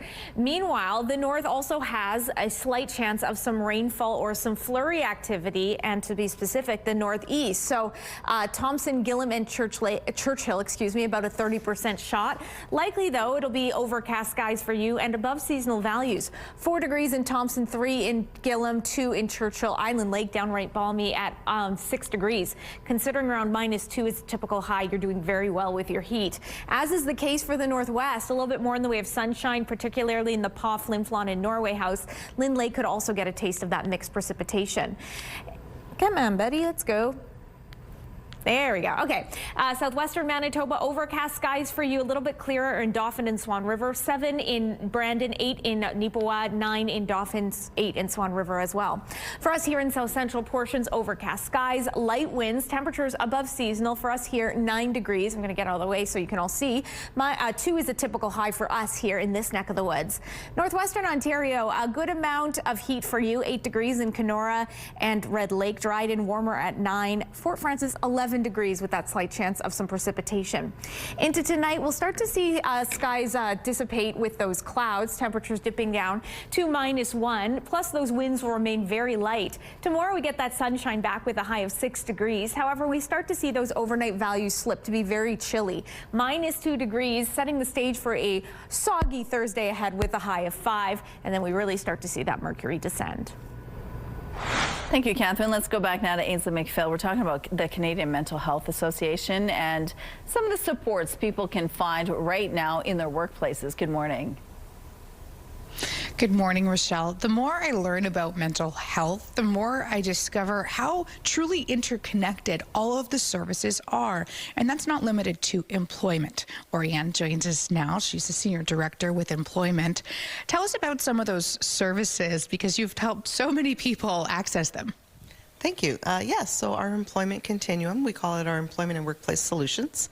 So we have an adult literacy program that we call Wellness Skills Supports, and that helps adult learners who have struggled in the school system to get their grade 12 and then move on to either higher education or employment, whatever their current goal is. And then we have our Employment with Supports program, which is a rapid employment program, and we help people get back into the workplace as quickly as possible. And then we have a little social enterprise that we call our Workplace Solutions, where we can provide consultation and psychoeducation to employers across Manitoba and helping them develop psychologically healthy workplaces. That was a mouthful. Thank you. Yeah. When it comes to the whole piece of the pie in the mental health journey, why is employment such an important asset?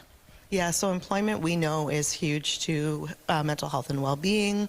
When people are in recovery from a mental health disorder or a substance use disorder, having that structure and routine, being able to use skills that you have, develop new skills, and of course finances are all very important to our well-being. So if we think about our 8 dimensions of wellness, it ticks quite a few of those boxes. And I bet it's empowering, too, for a lot of the folks who come through these doors. Every time they hit a new milestone, you get to see that in real time.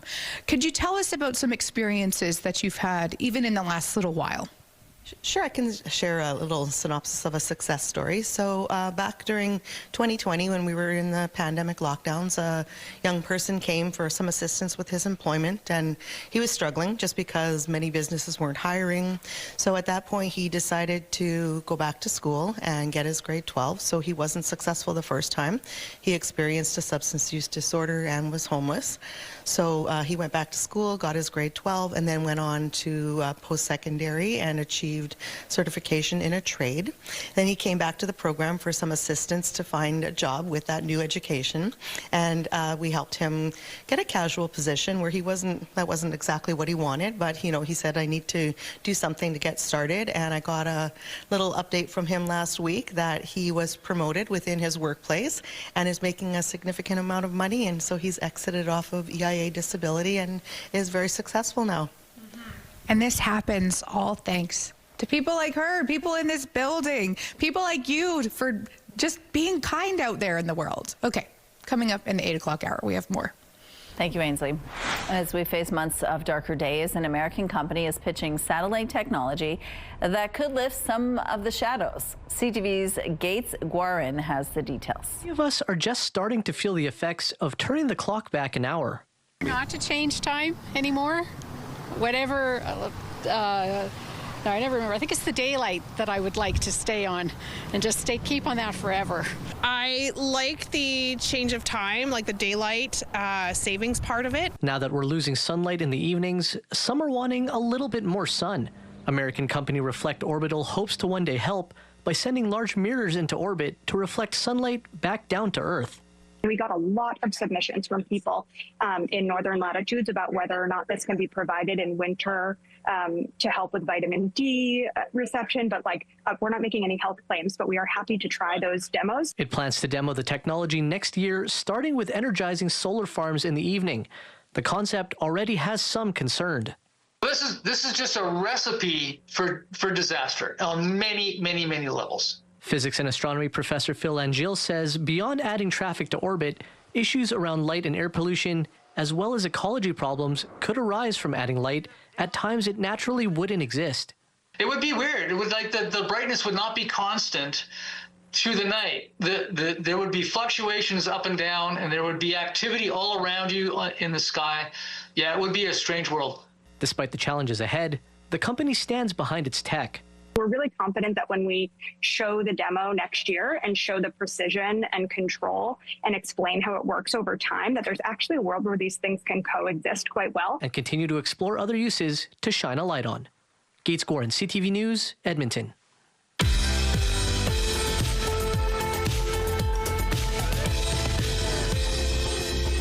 Let's see who's celebrating a milestone today. Happy birthday, Papa Patrick. Love always from Mom, Michaela, Rebecca, Ashley, Wyatt, Emily, Jonas, and AJ. Happy 9th birthday, Madison. Love from Mom, Dad, and Peyton, who hope your day is as wonderful as you. Happy 6th birthday, Jacob, from Mom, Dad, Amelia, and Nana, and Grandpa. Happy birthday, Ayesha, from your dad, sisters, brothers, and Aria. And a happy 7th birthday to Hazen. Love Nanny, Mel, Pops, Mommy, and Buddies Henson, and Clarence Jr. To submit your milestone, visit our website, ctvnewswinnipeg.ca, and fill out the form at least 2 days in advance. It'll also enter you into our monthly contest for a chance to win a $100 gift certificate to Party Stuff. Milestones is brought to you by Party Stuff. 3 Winnipeg locations and at partystuff.ca.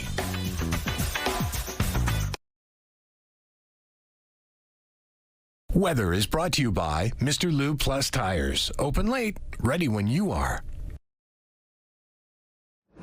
Incredibly pleasant temperatures on the way for us here in Winnipeg. We're getting up to 9 degrees today. Considering 2 is typical, we're doing well, although we are well off that record set back in 1975 of 20 degrees. So while we will do with a good amount of November heat, the sunshine will be in relatively short supply. We have a little taste of it right now with a touch of cloud coverage, but that'll be intensifying throughout the day. We're at -1 with a slight wind chill in effect. Winds are out of the south-southwest. The pressure is falling, humidity at 72%.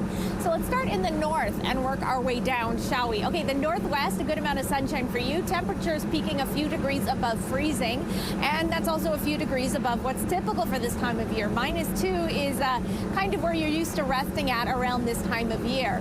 To the northeast, very similar temperatures, some decently strong winds as well out of the southwest. Let me just remind myself, yes, and a slight chance of some mixed precipitation for you. Areas like Thompson, Churchill, Gillam, about a 30% shot of rain-snow mix. For us here in southern Manitoba, clouds build into the afternoon. Winds remain light out of the west at 15 kilometers per hour. Temperatures all throughout are around the 9 or 8 degree mark. Overnight, we start to see those skies clear out nicely, setting the stage for another sunny and above seasonal day tomorrow. The Fields of Honor at the Brookside and Transcona cemeteries will soon be filled with grade 6 students. It's all part of an effort to honor those who have served and died by having students place poppies on the graves of veterans. The program is called No Stone Left Alone and is meant to teach youth the importance of Remembrance Day and participating in ceremony. Joining us now is the Manitoba coordinator of the No Stone Alone initiative and veterans advocate, Peter Martin. Good morning, Peter. Good morning, Rochelle. Thank you for having me. Well, it's always good to see you. You're looking good. Tell us about No Stone Left Alone. You started this 11 years ago. 11 years ago, and we decided at the time to have all the grade 6 students come to the cemetery because we're trying to fill our field of honor. There's 325 graves, and we thought, oh, grade 6 would be a good year to start. And we get over 600 students from grade 6 alone come to the cemetery. 14 school buses will be arriving at 9:30 tomorrow. And I'll tell you, it's a sight to behold. When you see these buses arrive, the students get off single file, pick a grave in the field of honor, and through a little ceremony, honor those veterans. And why did you want to start this 11 years ago? Why was this important to you? Well, it's important, you know, students read about the battles of wars and those who served, those who paid the ultimate sacrifice, but bringing them out of the classroom into a field of honor where they read the inscription on the military headstone and actually understand that every single veteran was a person who had a family, who did something special. They were younger, they were older, but they're actually real people that you need to honor, as opposed to a group of soldiers. You're saying this is an individual from Transcona that we need to respect, honor, and say thank you and appreciate their service. And they get to look upon all the different gravestones, which I'm sure is quite shocking to them. It is because they like I say, they read about it, but this being there and in a group, and it's a really an awesome thing to see in terms of participants, observers who are there watching these students, 600 students standing there quiet, not a noise, just respecting the honor of those veterans' graves. And not only do you do this sort of ceremony in the cemetery, you actually go to the classroom and speak with the students and teach them. Every year. Tell us what happens in the classroom. Well, in the class, I go in and I first of all ask them, do you have any relatives that served? Do you have any connection to any military service? And it doesn't matter what country. You're talking with some from Africa or other places. I say, talk about your relatives. Talk about how important it is they serve. Think about those relatives. And then I teach them how to do a salute. After my father, Paul Martin, as you've interviewed many times, he always did a salute, silent salute for the children. And I teach them how to do a salute, because at the cemetery, at the end of the field of honor, I have veterans beside me, including World War II, if there's any left, and there's one person left. I teach them how to do a salute to veterans. Thank you for your service, and the veterans respond, you're welcome. So it's a symbol of appreciation, and the students love that. They just are so interested in remembrance. What do you see on their faces when they're there? Well, it's unbelievable. They look at, you know, like it's a real chance, like I say, to get out of the classroom and just to pay respect, as opposed to going in a group to a remembrance ceremony. They're actually there reading the inscription, listening to the ceremony, and actually doing something that's physical in saying, we honor your service. Thank you. You're always honoring veterans, Peter. You've had some of these gravestones that didn't have names. And you had a big year with that too. Tell us a little bit about that. Well, this is going to be the first year that 2 graves in our field of honor are getting a pop in, being honored. In fact, even being recognized. For over 23 years, 2 veterans were buried in the field of honor, and the only inscription was 290 and 301. Wow. Just a little metal plate. They had no gravestone, so I'm now part of the Last Post Fund, and we arranged a military headstone. After 23 years, they're finally getting an honor. So this year, I'm going to be making sure we honor those 2 graves that were missed. And it's a sad thing, but we can't undo what happened, but we can sure go forward on this. Okay, so Remembrance Day is coming. What message do you have for youth and parents? Well, just find a reason to remember. We have a great country here. Not everybody agrees on things, but that's because our ancestors fought for the right to have freedom of speech, freedom of everything compared to some other countries. So just remember that what we have today just didn't come easy. We paid a high price for our freedom. Appreciate what we have in this country. Appreciate your ability to disagree in a proper way. And we need to really remember and say thank you to those that served. Thank you to those and the families who paid the ultimate sacrifice. Well, they died on the battlefield and after, and they didn't come home. Right. And the anguish and the pain. So just remember all those who served. Thank you to them, and thank you to you, Peter, for all your service here in our community. Thank you. Well, thank you for having me. I appreciate it. Hey there, Lindsay Hamilton in the Sports Center newsroom with your must-see moment from Monday. And for this one, we are taking a trip to Indiana. It is the Bucks and Pacers. Final seconds of the 4th here. Tied up at 1:15.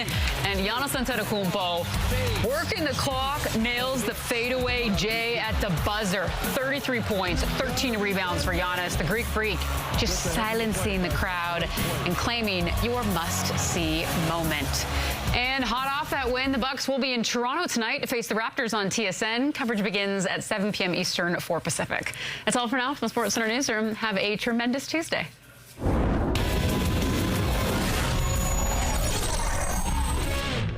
The TSN Must-See Moment is brought to you by Super Blinds, helping your home get holiday ready with Blinds by Hunter Douglas.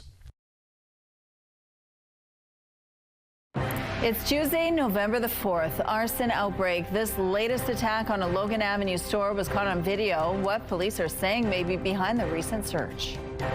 Budget day in Canada. Will the focus be on investment or austerity? And why government workers fear the latter may be used to justify job cuts. And Halloween is over, but in Spain, the lure of historic and possibly haunted ghost subway stations has tour guests lining up and minding the gap. Your Morning Winnipeg starts right now.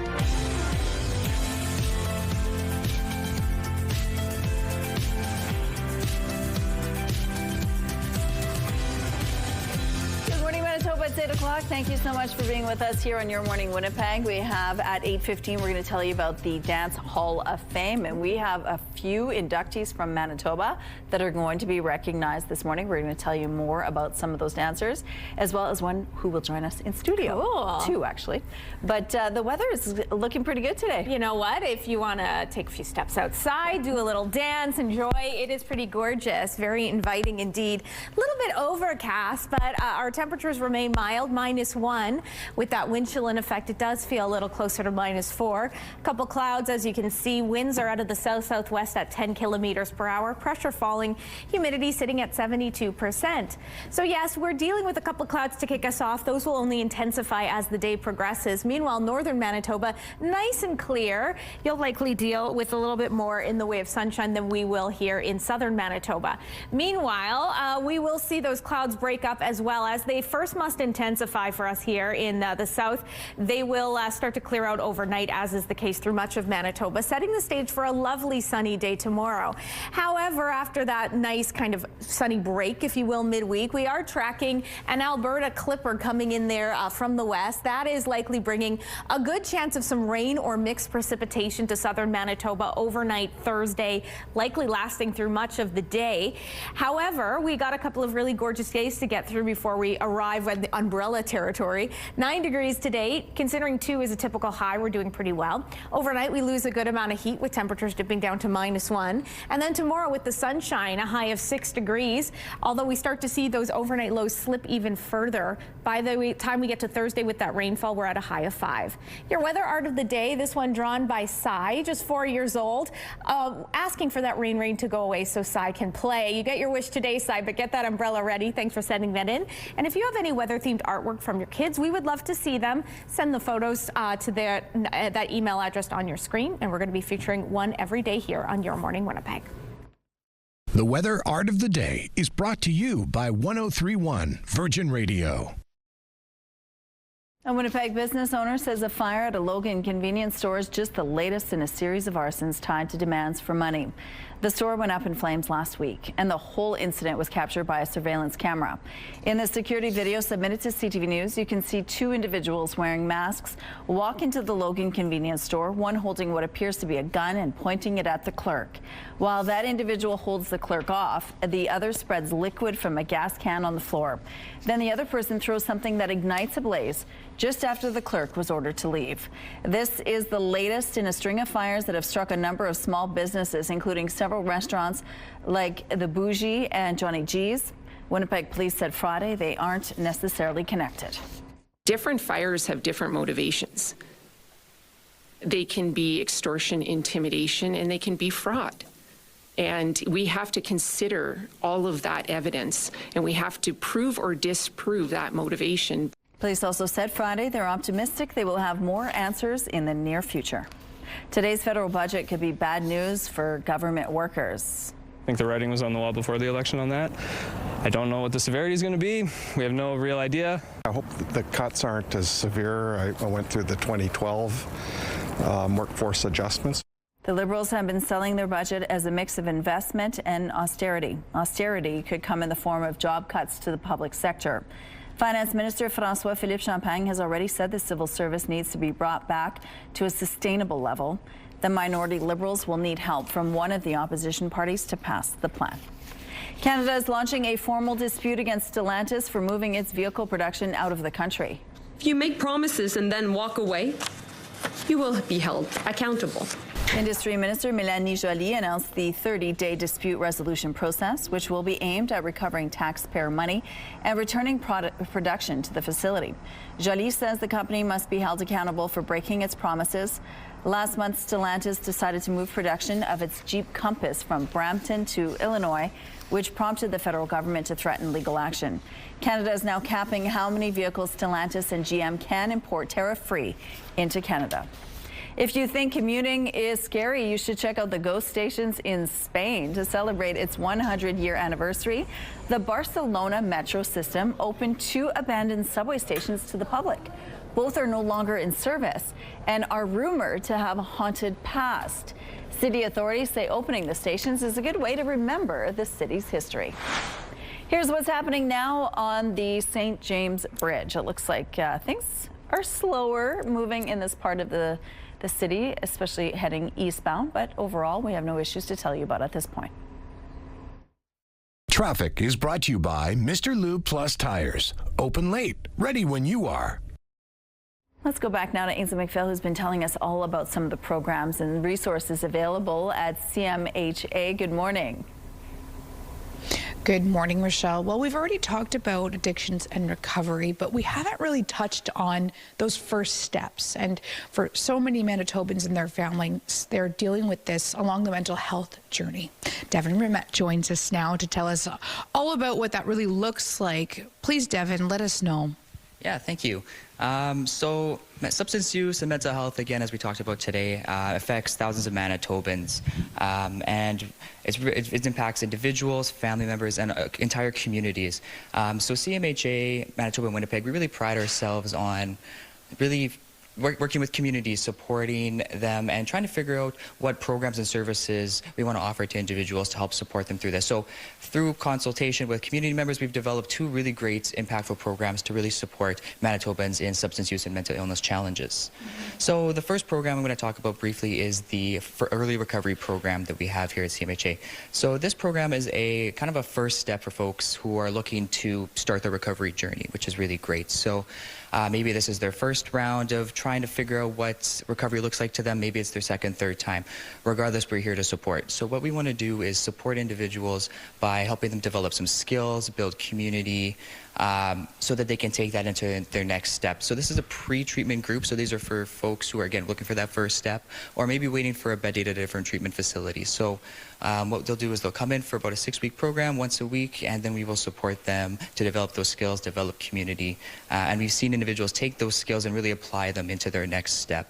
And even the connections that they've built with some individuals as well, they've taken that into their treatment facilities, and they've recognized individuals. And when you recognize that you're not alone, that's a really great first step for individuals. And with that, a lot of times with that first step, there's more. We only have 30 seconds left. I'm so sorry, Devin. No, it's okay. Where can people find the resources? You can find the resources at our website, cmhacrossmanitoba.ca/education. We talk about our early recovery program and our craft program, which supports family members as well. Thanks so much. Rochelle, sometimes I feel like it's not fair because I'm like, I only have 30 seconds. And it's such a complex conversation. Absolutely. So they can go online and find those resources. Okay, thank you, Ainsley. The Toronto Blue Jays may have lost the World Series in Game 7 on the weekend, but the defeat isn't getting in the way of the inspiration their incredible run has generated. CTV's John Venivalle-Rao explains. While much of the country was caught up in Blue Jays fever for the last month, for those wanting to make it to the big leagues, the playoff run, regardless of outcome, was hugely inspiring. It gives me extra motivation to come in here. This Blue Jays team is like really motivating. Like I'm here just like getting work in, trying to get to another level. Every kid at this training facility in Burlington, Ontario, has dreams of playing at least college-level baseball in the U.S., and many swinging for the majors, including 11-year-old Mateo, who last week told us he wants to play for the Blue Jays so much, he'd sign with them even if it meant a pay cut. If I was getting more money somewhere else, I would still want to go to the Jays. I want to play in the Rogers Center. And facilities like this now anticipating a surge in interest, with the Blue Jays' World Series appearance getting more young people excited to play the game. It grows it. It grows baseball. It makes it where it's real, it's an achievable dream. Now, according to Baseball Canada, across the country last year, nearly 250,000 Canadians registered to play the sport. After the incredible World Series wins in '92 and '93, more kids started playing baseball. It was the same after the playoff runs in 2015 and 2016.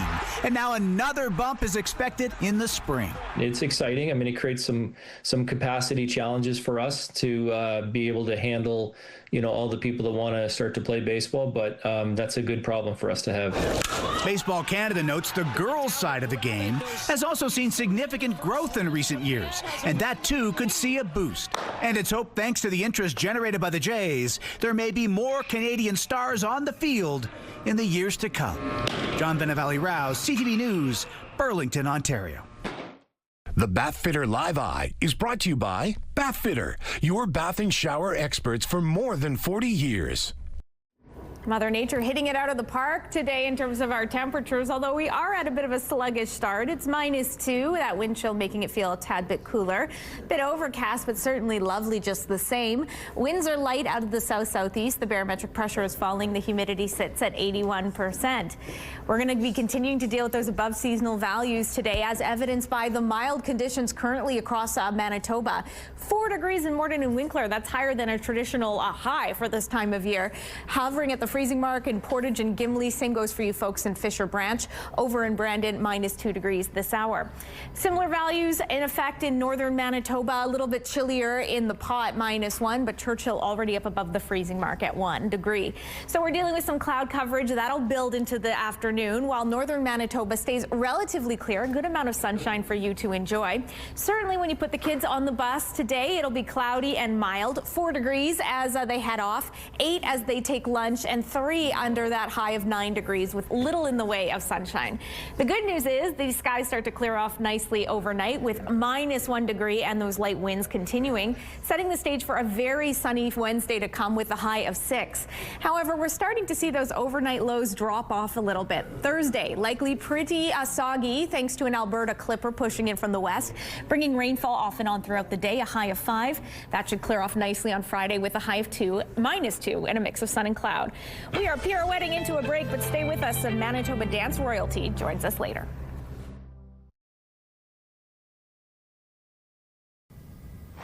The federal budget comes down today. It is expected to be a mix of cuts and spending. Prime Minister Mark Carney likely running a deficit of about $70 billion to try and stimulate the economy that has been strained by the tariff war with the U.S. At the same time, departments are expected to be told to rein in spending, and layoffs are likely.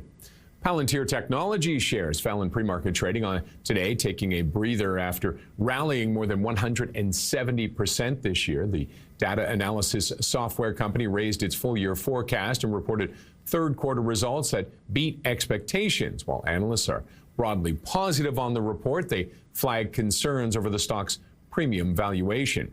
Palantir, along with NVIDIA, are the focus of Michael Burry. He is the man who predicted the massive housing market crash in 2008 and was featured in the book and movie The Big Short. He has placed what's known as put options on the two tech giants. They are contracts where his Scion investments profit if their share prices fall. Starbucks is selling a majority stake in its China operations to local alternative asset manager Boyu Capital for $4 billion US. The two will form a joint venture to run the coffee giant's stores on the Chinese mainland. The deal marks a major strategic reversal for Starbucks in its second largest market, moving away from a fully company-owned model to combat flagging sales and fierce local competition. The new Shanghai-based venture will manage Starbucks' 8,000 existing stores on the Chinese mainland and plans to eventually expand the network to 20,000.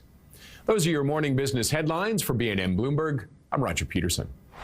From ballet, contemporary dance, and even the Red River Jig, Manitoba dancers have not only been prancing their way into our hearts, but many are now getting inducted into the Dance Collection Dance Hall of Fame. And for the first time, the celebration is happening in Winnipeg, honoring many Canadians, including our own, like Rachel Brown, Arnold Spohr, and Ryan Richard, a.k.a. Miss Sandy Bay. Joining us now are one of the event's hosts and well-known local dancer, Catherine Reeford, and inductee, Ryan Richard, also known as Miss Sandy Bay. Hello.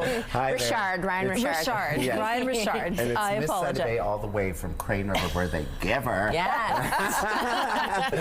Well, let's just talk about the fact that this awards. It's happening in Winnipeg for the very first time, and it's so exciting because we're celebrating the dance in the prairies, which is so unique and so different than it is in Toronto. Right.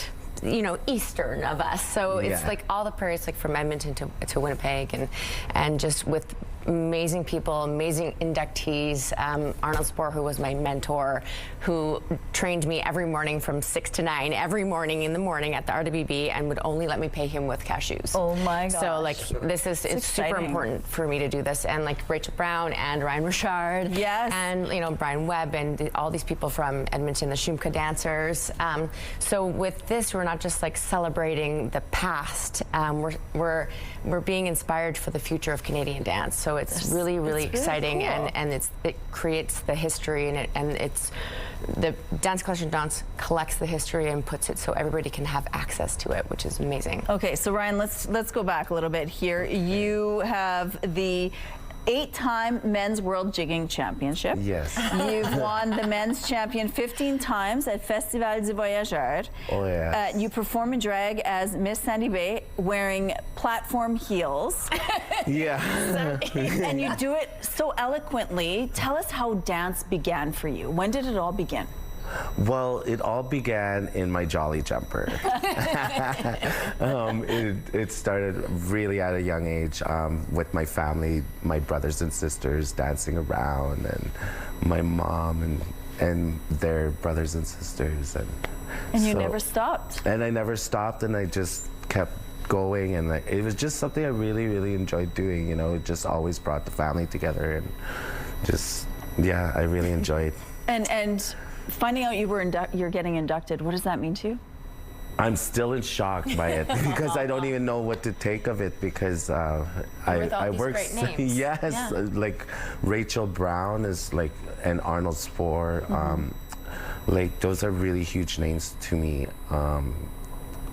Yeah, it means a lot because I would never, like jigging is, you would never thought jigging would be made into the Hall of Fame, and so. It's because you're amazing too. Aw, thank you. And your mama, your family, all your support back home, they must be so proud of you. Oh, probably, yeah. Oh, happy birthday, Kai. Oh, yeah. Okay, well, there's also a video that you posted, Catherine, on your Instagram that I'd like to show. I mean, you're a tap dancer, so it wasn't really a lesson, but it looks like Ryan. It looks like Ryan is teaching you how to jig, and Ryan has no shoes in this video, but you do it so well. But you know what? That's funny because I'm barefoot there. I started off, my first tap shoes was my pick-a-pop caps at the bottom of my feet. Those are my tap shoes. I did the same thing. I put like taps in the bottom of my shoes. You know, we were born in the 80s. We have to improvise. Exactly. Absolutely. Well, this ceremony is happening. Of course, the Dance Collection Dance Hall of Fame is happening Sunday, November 9th at the Met. That's right. In Winnipeg. And So tickets are on my bio and my Instagram too. And on my Facebook as well. Ryan Richard, congratulations. Oh, and thank you. Congratulations to all the other Manitobans getting inducted. We appreciate your time today. Thank you. Love you, family. I'm doing my time steps in honor of this. I still remember that, although I don't think it's going to be winning any awards, let's just say. Mother Nature, though, is spoiling us with beautiful conditions, the type of forecast to dance for. -2 degrees with that wind chill, feels more like -3. A couple clouds out here. The winds are light. The barometric pressure is falling. Humidity at 81%. So although it's going to be fairly cloudy, a good amount of heat for southern Manitoba. Of course, heat is a relative term. It is November after all. But for Winnipeg, we'll see a high of 9 degrees. 2 is more typical for this time of year. And those winds will remain light, unlike yesterday and definitely unlike the weekend. To the north, a little bit more in the way of sunshine in the northwest. Temperatures peaking a few degrees above freezing and also a few degrees above seasonal. -2 is more what's typical. Most regions will get to about the 3 or 4 mark. Meanwhile, the northeast, very similar temperatures, but a slight chance of some rain or maybe some flurry activity there. A 30% shot by Environment and Climate Change Canada's estimation. For us here in the south, skies start to clear out overnight. Temperatures dipping to the freezing mark or slightly below in much of southern Manitoba. And into tomorrow, lots of sunshine on the way, but that temperature is starting to come back down. 6 degrees is our high tomorrow in Winnipeg. The Skywatch picture of the day, lovely, taken in Pegwas First Nation by Jonathan. Thanks for sending that in, Jonathan, and keep your weather pictures coming to Winnipeg Weather at ctv.ca.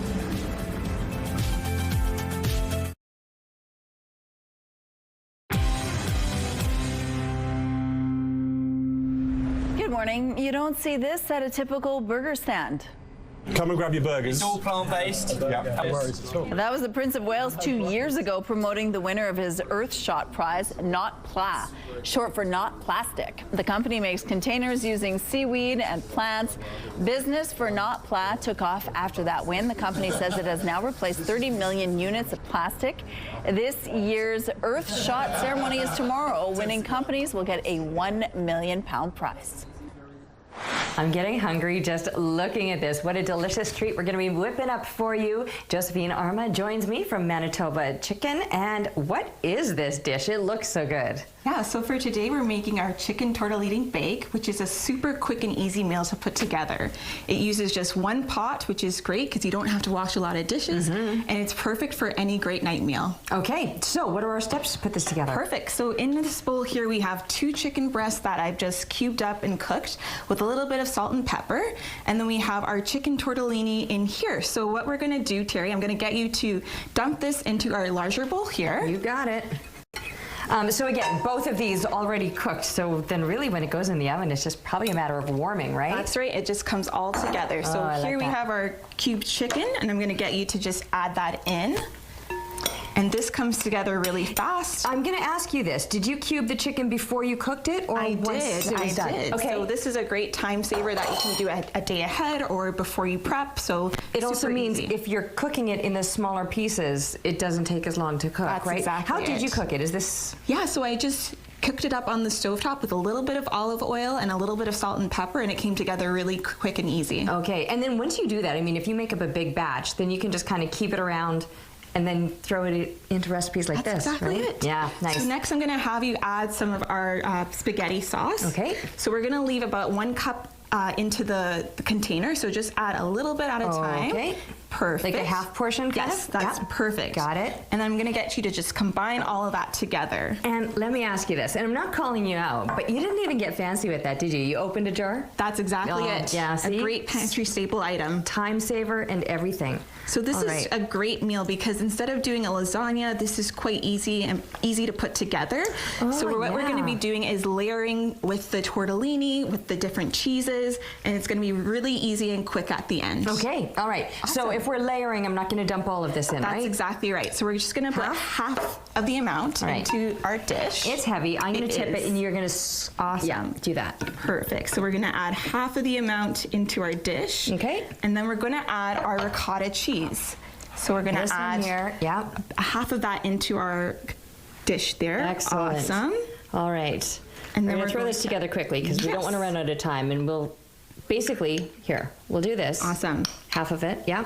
Perfect. And some masa too, is that what I see in the other bowl? Yes, so we're going to grab that and add that. Use my fingers. Awesome, yeah, just put it all in there. Lovely, okay. And then once it's done, you can just add the parsley, put it into the oven, and it's good to go. So you just basically do a second layer of this, throw it in the oven like that. And as we said, because it's already cooked, it really just needs to warm, the cheese needs to melt. Yep, put it in the oven for 350 for about 30 minutes, and you're good to go. All right, if people want to find this actual recipe, they can find it at manitobachicken.ca.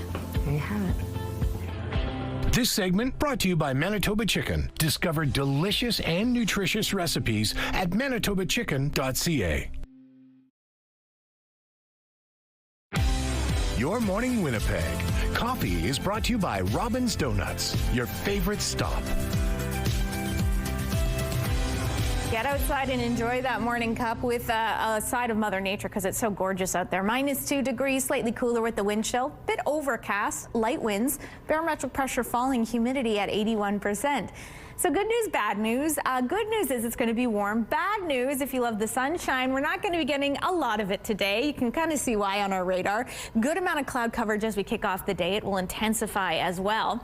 In terms of the rest of the province, though, a little bit more sunshine on the way to the north. Temperatures above seasonal. -2 or -1 is more typical high for this time of year. Well past it all throughout this region. 4 in Thompson and Gillam, 1 in Churchill, 7 in Island Lake. But you'll notice there is a slight chance of some rainfall, maybe some flurry activity in there, mixed precipitation, about a 30% shot. However, likely you will be staying dry. That same risk isn't in effect to the northwest, save for Lynn Lake. The rest of you, a mix of sun and cloud. Highs of 6 in the Paw, 5 in Flin Flon, 6 in Norway House, a little bit cooler in Lynn Lake at 2. Southwestern Manitoba, overcast skies above seasonal values, 7 in Brandon, 8 in Nipawin, 9 in Dauphin, Swan River, decent at 8 degrees. For us here in south central Manitoba, we'll be dealing with cloudy skies, temperatures above seasonal. 2 is a typical high for us. Winds will also be light, which is a nice change from the last couple of days. And northwestern Ontario, overcast skies, temperatures on par with what we're seeing over here in Manitoba. Overnight, we'll start to see those clouds dissipate, temperatures dipping down to about -1. Of course, that wind chill effect will be cooling us off a little bit more from there. Setting the stage for a lovely Wednesday to come. Lots of sunshine with a high of 6. But you'll start to see these overnight lows getting progressively cooler as we descend down more to more typical November temperatures. Thursday, an Alberta Clipper could bring rain with a high of 5 degrees, about a 60% shot of getting those umbrellas out. Likely that rainfall continues overnight, and into Friday we are below seasonal with highs of -2 and a mix of sun and cloud. Police officers stationed at Health Sciences Centre helped make an arrest after only 1 day on the job. Police say an on-duty doctor was assaulted by a patient Sunday morning. Officers who were there for an unrelated matter, along with the new hospital detail, were called in to help security staff. A woman in her 30s is now charged with assault with a weapon. 2 uniformed police officers began patrolling the province's largest hospital Saturday and will offer a 24/7 presence going forward. In an email statement, a spokesperson for Shared Health says any form of assault is unacceptable, and the agency is offering support to the affected physician. The governing NDP says it's willing to make a deal with the PCs to get the drug detention bill passed, but Families Minister Nahanni Fontaine says the opposition is rejecting its offer. Bill 48, now before the legislature, would allow for people on drugs such as meth to be detained for up to 72 hours. Manitoba's opposition, Progressive Conservatives, have proposed several amendments, including a ban on having such centres within 500 meters of schools, parks, and care homes. Fontaine says she offered to add an amendment requiring an annual report sharing data on numbers of people detained and what services were offered to people upon release, but she says the PCs said no. I take exception to people in this chamber who are elected to do what's in the best interest of Manitobans. This isn't a game. Opposition leader Abi Khan says this is a serious bill and he doesn't believe it should be pushed through until it's done right. The PCs say all of its amendments should be considered in the legislature and voted on. Registration for the Salvation Army's Toy Mountain kicked off Monday morning, and the Christmas Cheer Board starts taking calls for hampers today. CTV's Daniel Homerson has more on the growing demand for help over the holidays. From pallets of food to piles of presents, the Christmas Cheer Board is ramping up for the season of giving. We've been preparing for the last month and a half to get this space up and running for the holiday season.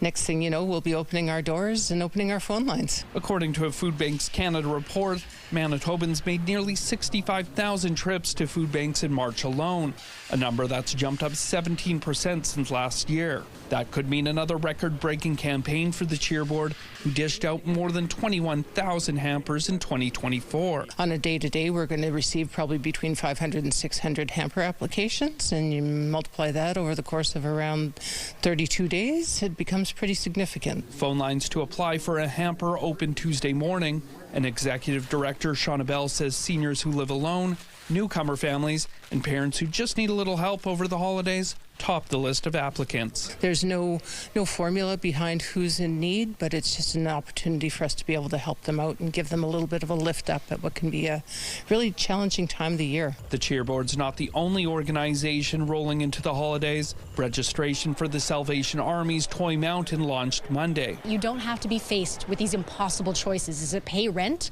or buy Christmas gifts? We can help you at least with a little bit of some of those things. Every year, the organization collects new and unwrapped toys, so every kid has a gift to open. The parents are so grateful to be able to have that experience and to take those things home and wrap them for their kids just like any other parent would. And the not-for-profit is also planning for a very busy Christmas dinner at its Center of Hope. This year is going to be taking place on December 18th. There will be several different seatings throughout the evening, and we're expecting to feed 2,000 people this year, which is about 500 more than last year. Daniel Halmerson, CTV News, Winnipeg. You can apply for a Christmas Cheer Board hamper by dialing the numbers on your screen starting this morning.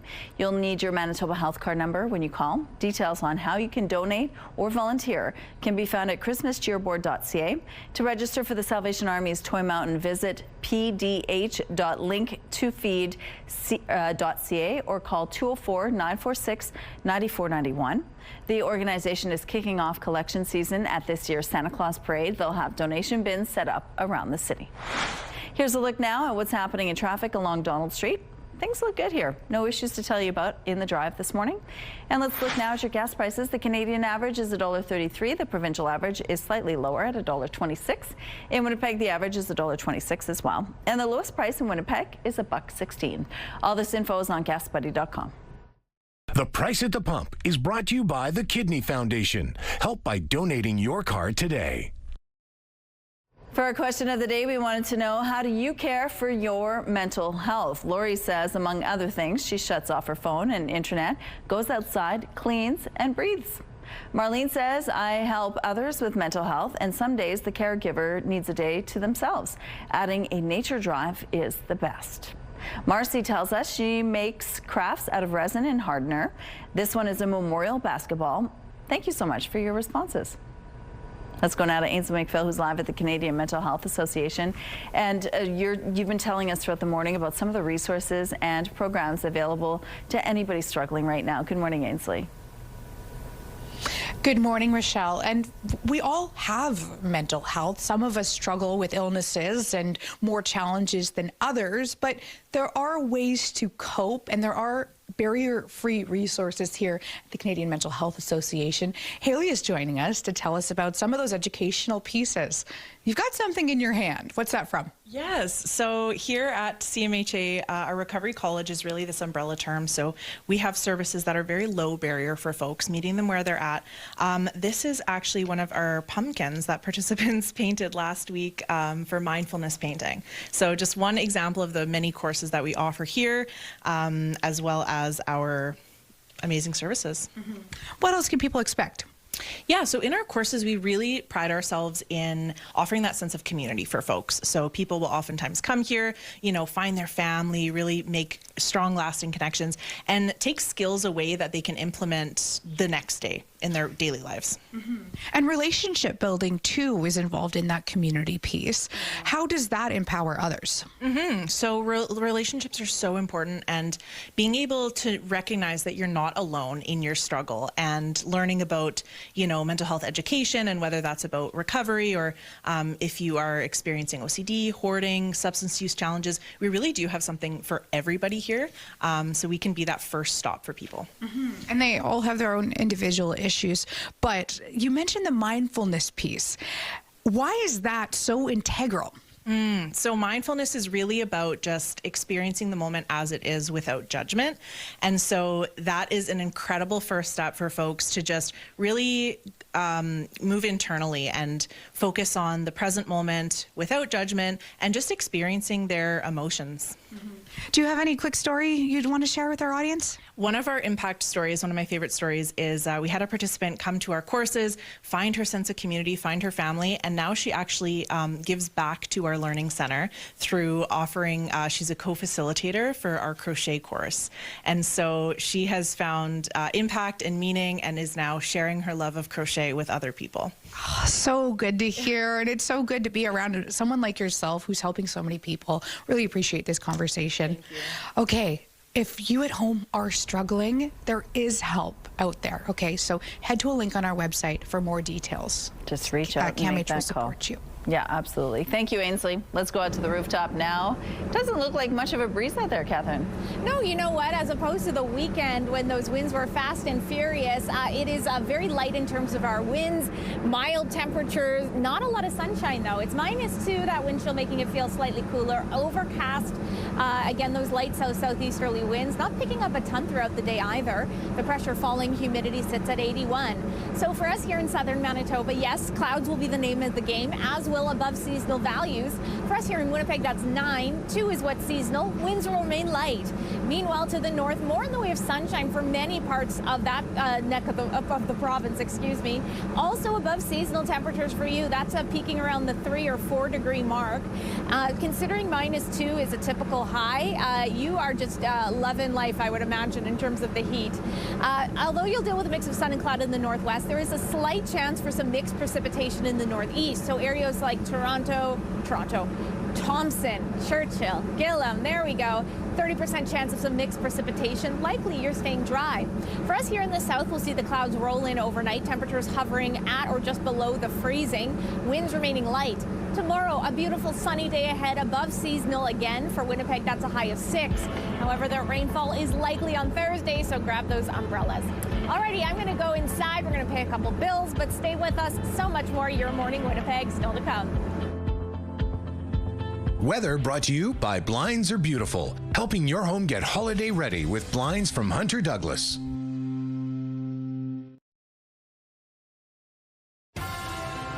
Have a news tip?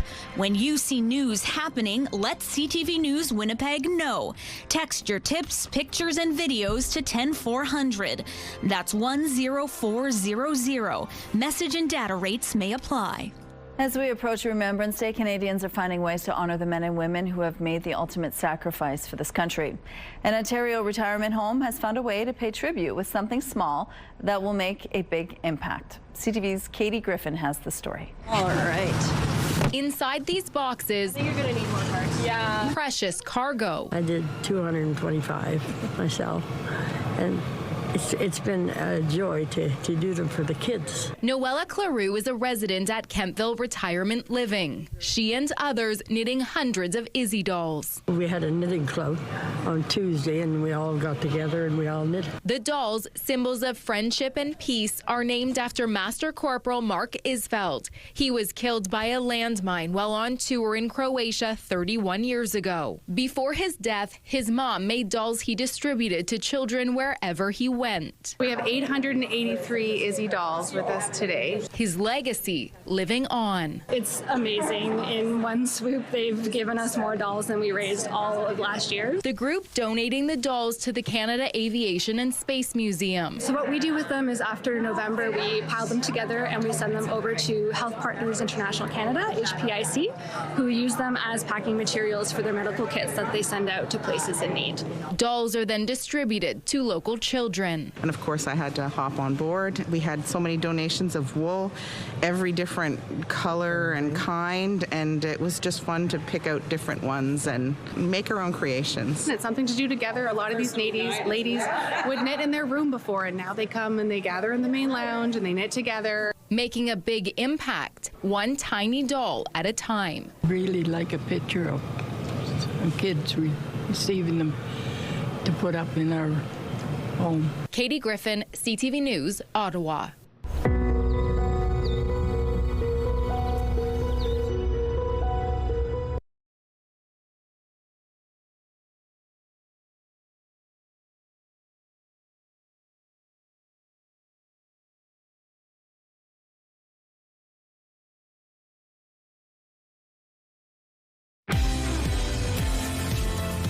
Cloudy start to the day. It's -2 with light winds, pressure falling, humidity at 81%. So while the sunshine will be in short supply, we're getting a good amount of heat. Meanwhile, northern Manitoba, you get to enjoy a sunny Tuesday ahead, as evidenced by our radar. In terms of our high temperatures, I'm talking about 9 degrees is what we're looking at. 2 is what's typical for this time of year.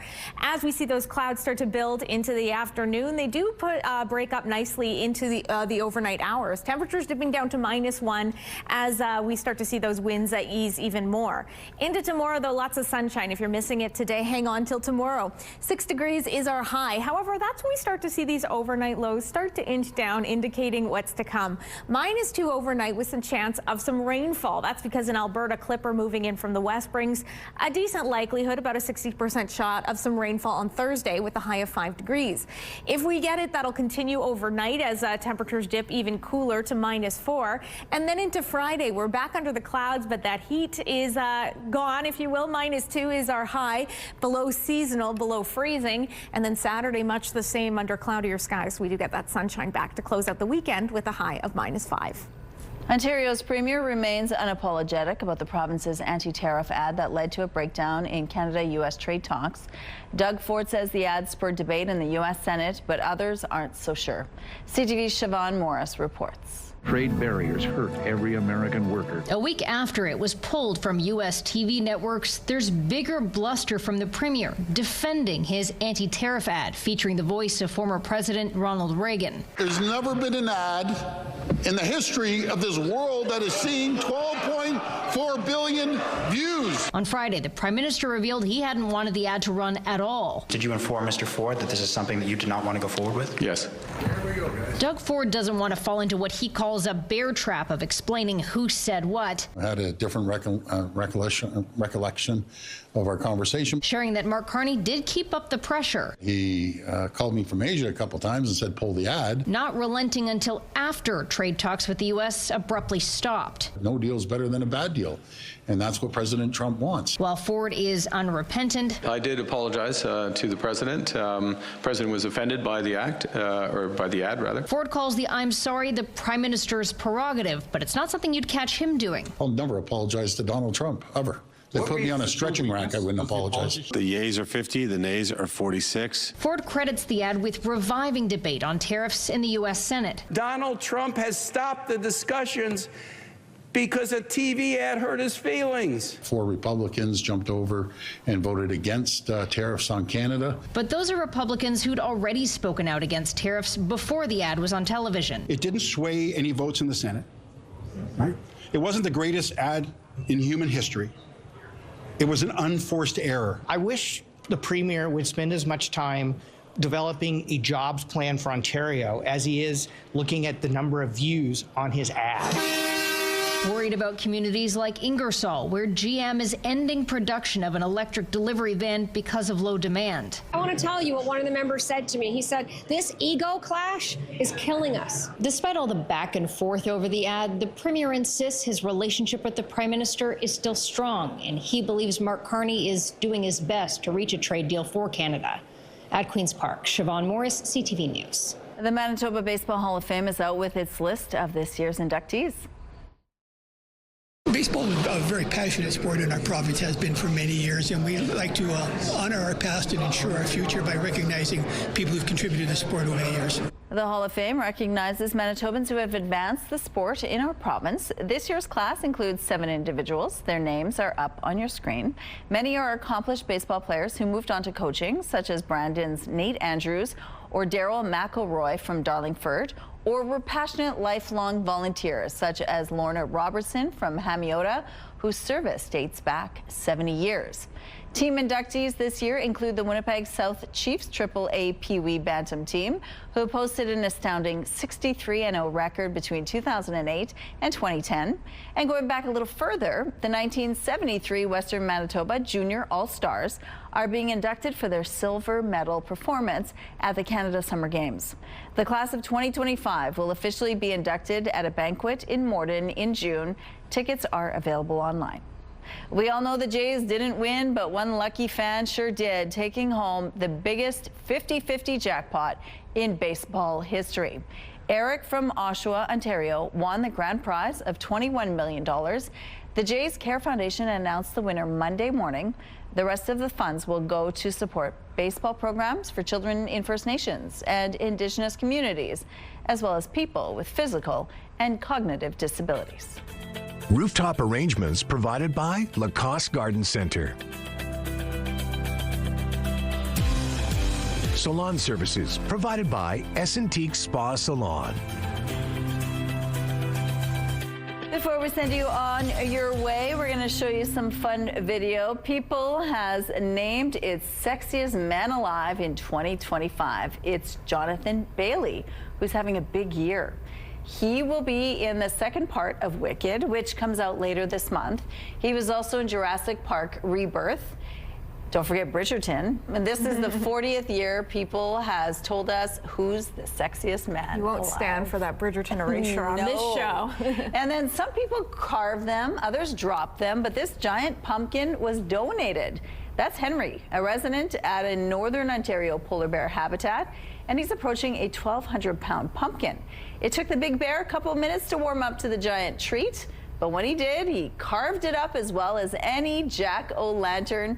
After his feast, Henry sprawled out for a much-deserved nap. Pumpkin spice season is not over for him. No kidding. What a weird-shaped pumpkin, though. He's probably wondering what it is at first when he looks at it. I think when they're that heavy, they just kind of splatter out. That does it for us. Have a wonderful day. We'll see you tomorrow.